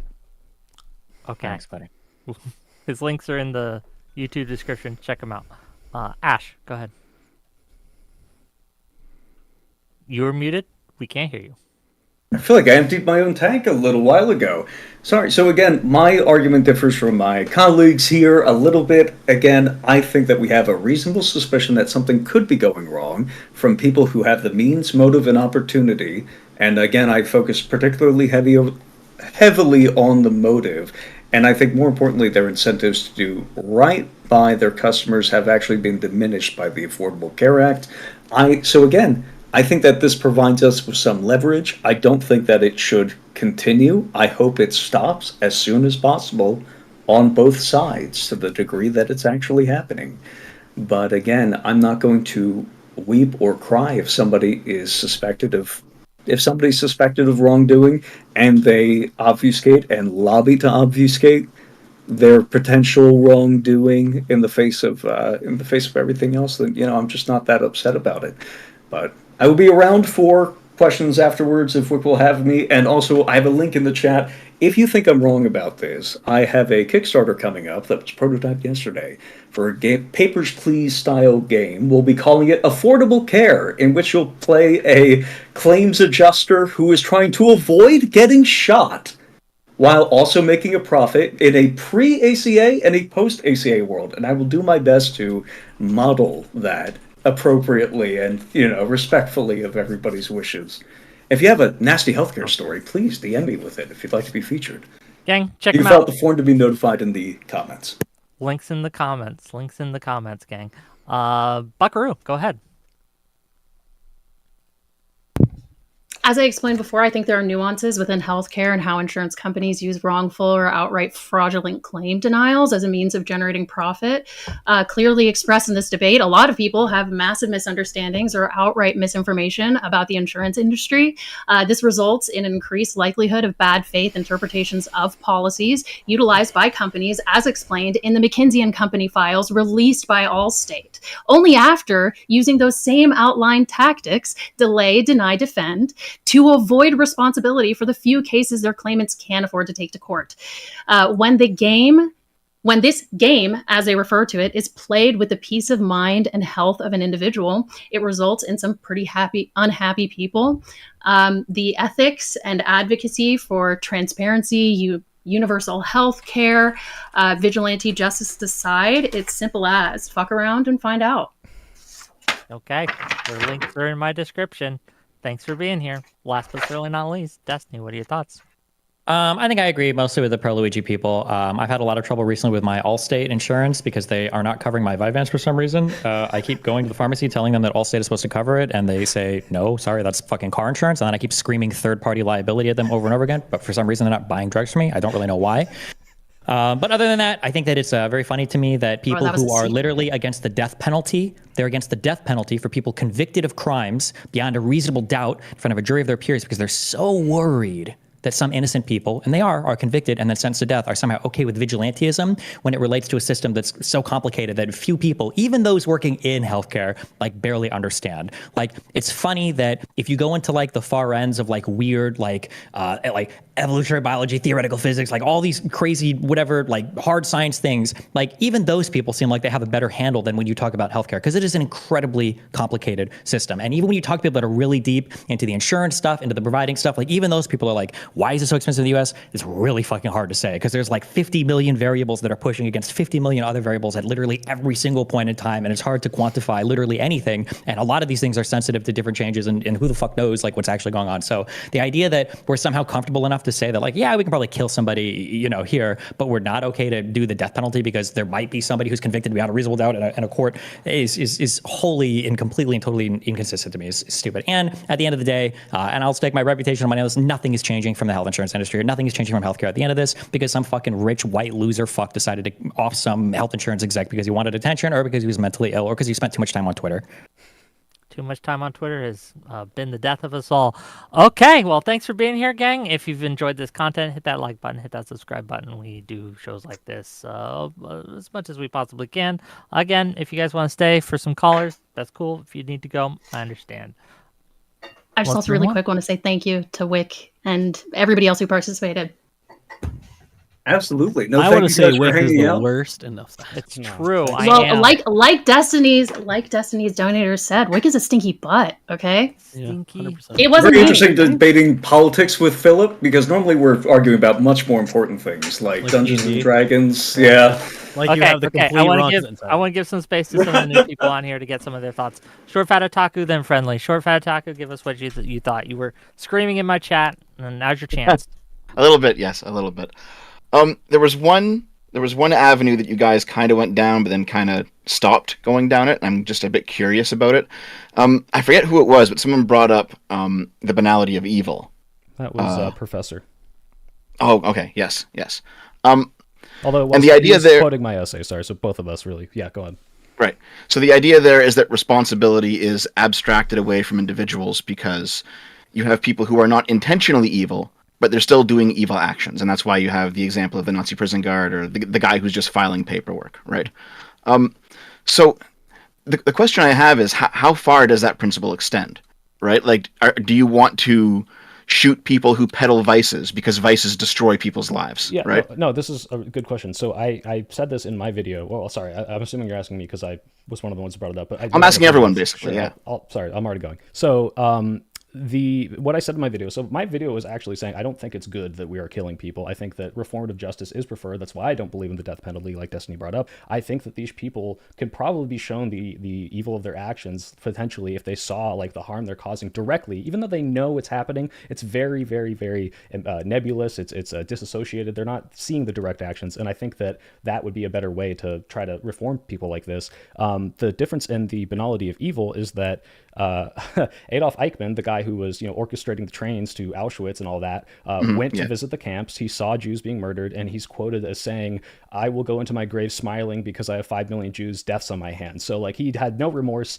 and I think that when they executed him in Israel or whatever, that's probably potentially, I'd say that's probably justified. Like he literally just completely unreformable, did not feel sorry at all. But I don't think that Brian Thompson is unreformable. Well, he is now, but in concept. So. Okay, fair enough. I mean, when it comes to him, like knowing what's going on and then saying, I don't care. But I mean, the example of the banality of evil that's usually brought up is of the person who doesn't know what's going on or who is willfully blind to it, where like he could know but he decides not to look at it. So, like, let's say you have the CEO of a company that sells cigarettes, right? And cigarettes kills people like crazy. Do you want to shoot him? Do I want to? I mean, would it be okay if you did in the same way that it's kind of passable I don't want to live if you in a do world here? where that's the way we solve things, but at the same time, like that's I guess it's also a completely different argument because cigarettes, yeah, they're addictive. Yeah, you could argue same with gambling. Like people are coerced into this, but people have to make that initial jump to starting that, and it's a lot harder to place the blame versus someone like directly denying you care or something. Which again, even then, I don't necessarily agree with shooting him. So, yeah. Okay, yeah, fair enough. Well, because then you can also extend it to like, well, what about voting, right? Because if we're gonna go down the road of even abstracted responsibility should have direct consequences. Like, well, if you vote for the wrong guy and that guy does something terrible, should you get shot for that? Like, I think no. Oh no. But No, this is I think ridiculous, and it's something I didn't get to disagree with my colleagues here earlier on. Is responsibility. So responsibility has like these two different aspects where it's like, all right, what did you do? And then what was the context in which you did it? Obviously, I'm not saying anything special there. If the incentives were set up for you to do something harmful to somebody else, I'm going to look at your proxy. I'm going to look at your amount of agency. I'm going to try to put a price on your agency and how much authority you had over that situation and what you could have done theoretically to stop it and change the outcome in a meaningful way. And in cases like that, I am going to look further up the chain because as you go up the chain, generally speaking, that involves people, that's going to involve people who have more power. On that chain. What's up? You're like, okay, I understand. The Wait, lowest I think real quick, just echoing what Ash said, this is whether we know it or not intuitively, this is what we all feel, and it's true to a large extent. When you think about evil and when you think about good, okay, when you think about morality, one of the big challenges to people that believe in determinism and why we have things like compatibilism is because to assign people or to ascribe malice or evil to some extent to somebody's actions, we have to first give them some level of agency. There's a reason why we don't say that a tree that falls on us acted evilly. It's because the tree couldn't have done anything differently, right? It's why a socialist will say there's no ethical consumption under capitalism, is because the idea might be that a person is so enslaved to the system that it's not like they could do anything regardless. So when you're going after people that are on these rungs of the ladder that are so far low, it's like hard to say like, well, would the expectation ordinarily be for a human to suicide themselves to fight against some system?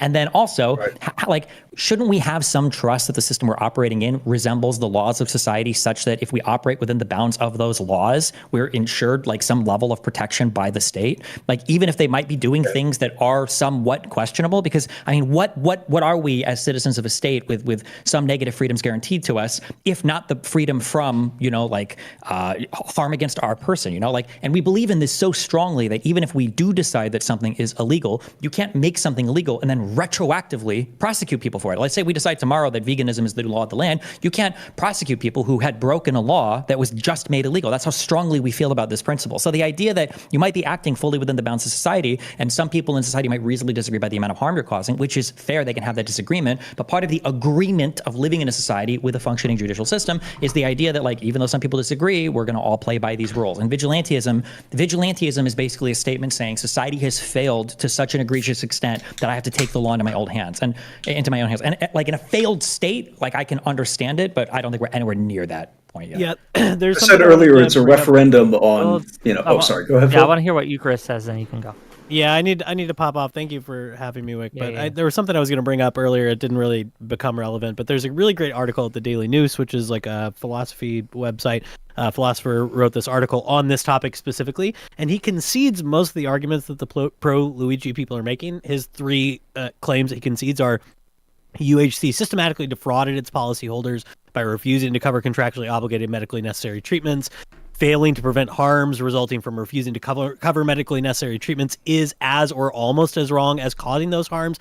And Brian Thompson, the CEO, specifically exacerbated those harms in his 10 years as CEO. He concedes all of those, and he still makes the moral case that even if you concede those, that you should not kill this guy because of exactly what Destiny was saying. He makes a sort of Lockean social contract kind of argument that, like, what we do in a state is we've ceded some of our rights to avenge ourselves to an institutional body that rectifies these disputes. If these things are true, he's committed crimes, or maybe he's civilly liable for things, and we should prosecute him through the ordinary channels. But the claim that he makes that I think is the most salient or the most punchy, I guess, is that I personally do not trust armed Americans acting privately to determine which CEOs should be killed and which should be allowed to live, especially in a social environment where misinformation is rampant. It's not hard to imagine a future in which private citizens begin assassinating academics they view as a danger or harm to society. I think he makes a very Or powerful case journalists, throughout or that podcasters, or all sorts of different industries, exactly. right? So I think he makes a very good case here. I'll share it in the group chat and in the general chat and stuff in Wick's channel, but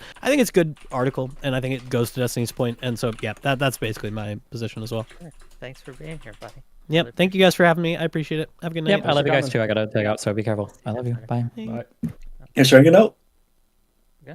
Okay. So is there yeah, the soy pill, right? Like That's this me. idea of what we should tell people, right, who are suffering and who have things that they feel that they have no recourse, they have been wronged, someone has done something wrong to them, and I'll just cede your point for the matter that I'm sure that there are people who have been fucked over, right?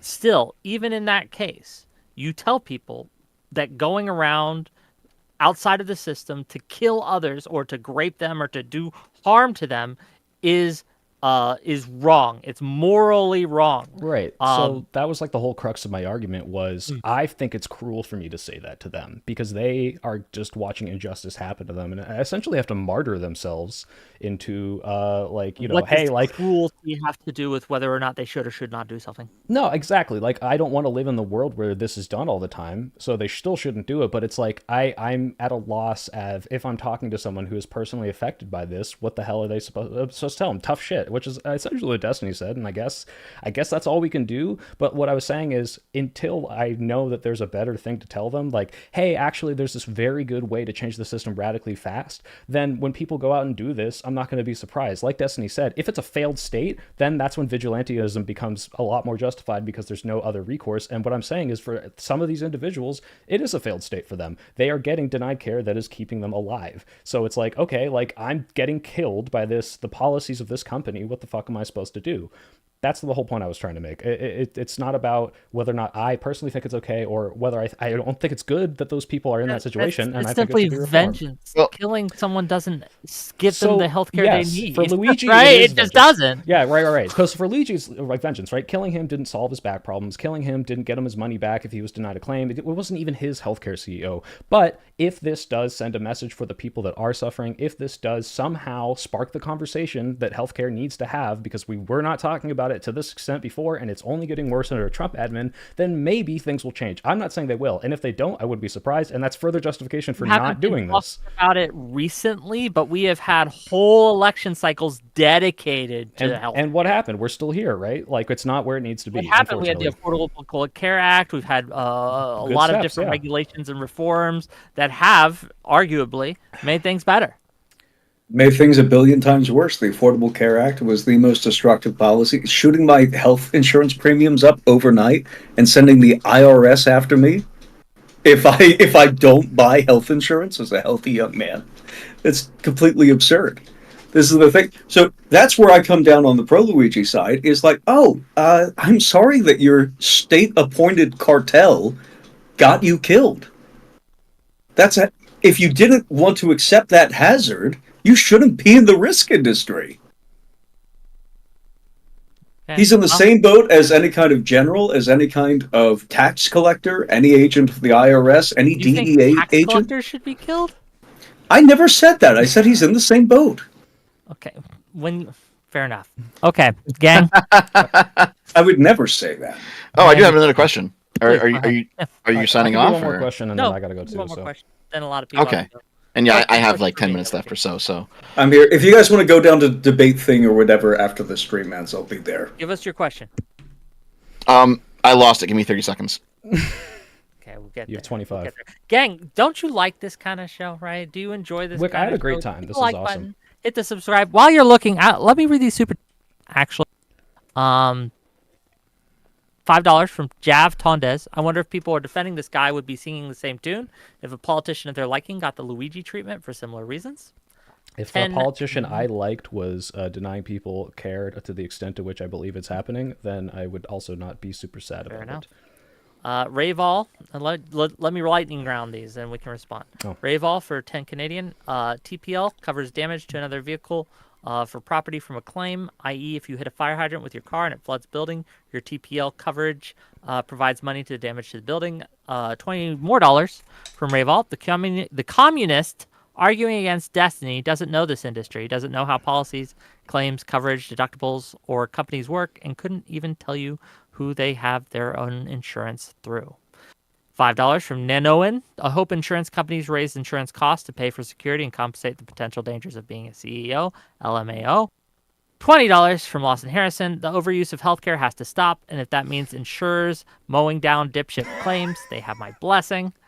$5 from Portland is Burning. If healthcare execs are a fair target for violence because they profit from human suffering, what about alcohol, tobacco execs, weapons manufacturers? $2 from Jav Tondez. Whick, read my previous super chat. Okay. And then $10 from Symposium Brain says, you let him talk over my last dono. Why would it be wrong for Melina to physically attack Destiny for sharing her sex tapes without her consent? She had no legal recourse. Why platform him? I don't know if you should read those ones, although I was the one who made a joke about it at the end, so...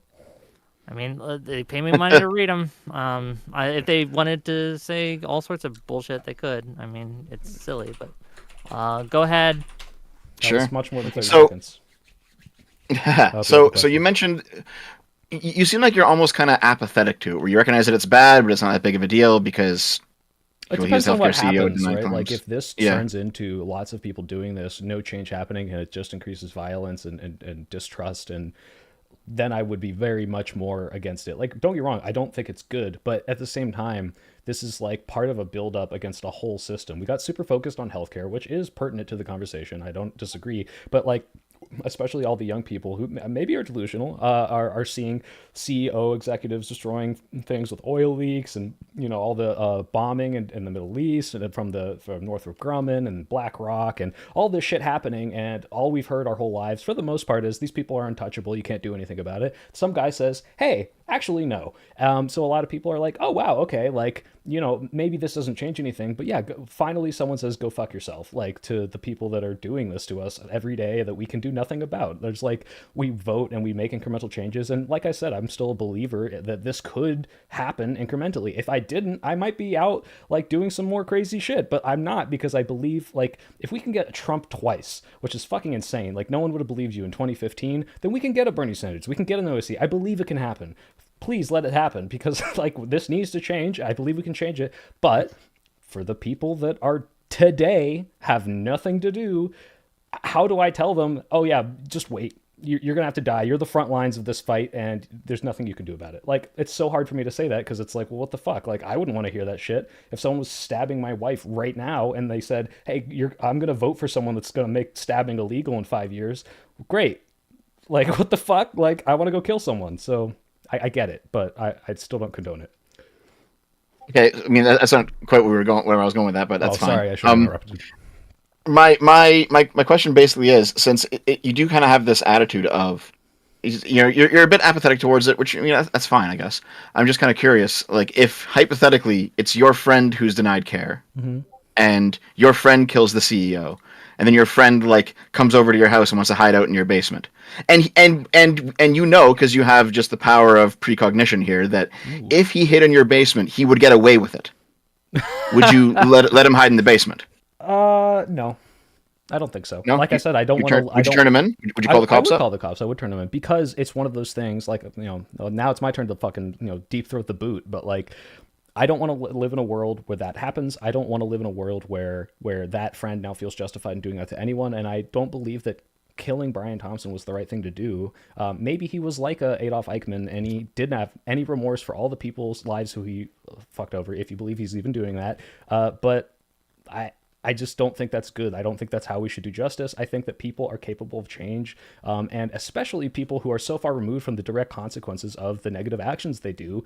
I think they need to, like, you know, be shown the error of their ways and maybe use that power to like do good in the world. And I just don't think it's like, yeah, sure, I understand the sentiment behind trying to like do violence to these people. I just don't think we should. Like, I don't want to live in that world. And I think there's a lot of leftists who are very pro killing him right now that I believe in reformative justice, and it just it is kind of Like, it doesn't make sense. It seems Well, they like they're don't talking about actually dissonance. believe in performative justice. I guess not. I guess not. And I unironically do. So, like, yeah, call me a bootlicker if you want, but, like, I don't think we should go out and kill these people. I think it's hard to justify anything else. But, like, yeah, like I said, I tried to mention this debate. I don't know, maybe, like, pry their eyes open, put a bunch of Clockwork Orange monitors in front of them, and force them to watch a bunch of people, like, getting denied healthcare and dying. And then they're like, oh, shit, this is me? I'm doing this? Maybe they'll change. I don't know. But I'm not saying kidnap them, because that would be illegal. But, like, you know, something else can happen. There's a very extreme part of this that we're going to, which is murder, and I don't think that's the last recourse that should happen right now. I just think a lot of people feel that way, and I don't know how else to rectify their woes. Okay. Well, gang, this has been fun. Any more questions, SFO? Otherwise, we're Nope, gonna... I've got to go. It's time for me. I'll see you later, man. Thank you guys so much, later. Whick, for having Thanks me. I really for tuning appreciate in, it. gang. Next show's gonna be tomorrow. I'm not sure what it's gonna be about yet. Maybe Am we'll I just being we'll invited do to next something show? on Wednesday. Just let me get through this. On Wednesday, we're going to talk about the HB1 visa debate, MAGA on MAGA violence. It was fun. Elon versus Twitter. So tune in for that. We got some great guests. Econo Boys coming on. We got a few others coming on. It should be fun. On Thursday, we're going to have a one-on-one debate. We're going to have it between Portland is Burning and Quibbles over coffee. That should be fun, too. Take care. Thank you. Is the debate on coffee? No, the debate will be on whether it's homophobic for women not to date bisexual men. Right, I gotta go. Bye, guys. Thank you so much. I'll see you guys later. I'll be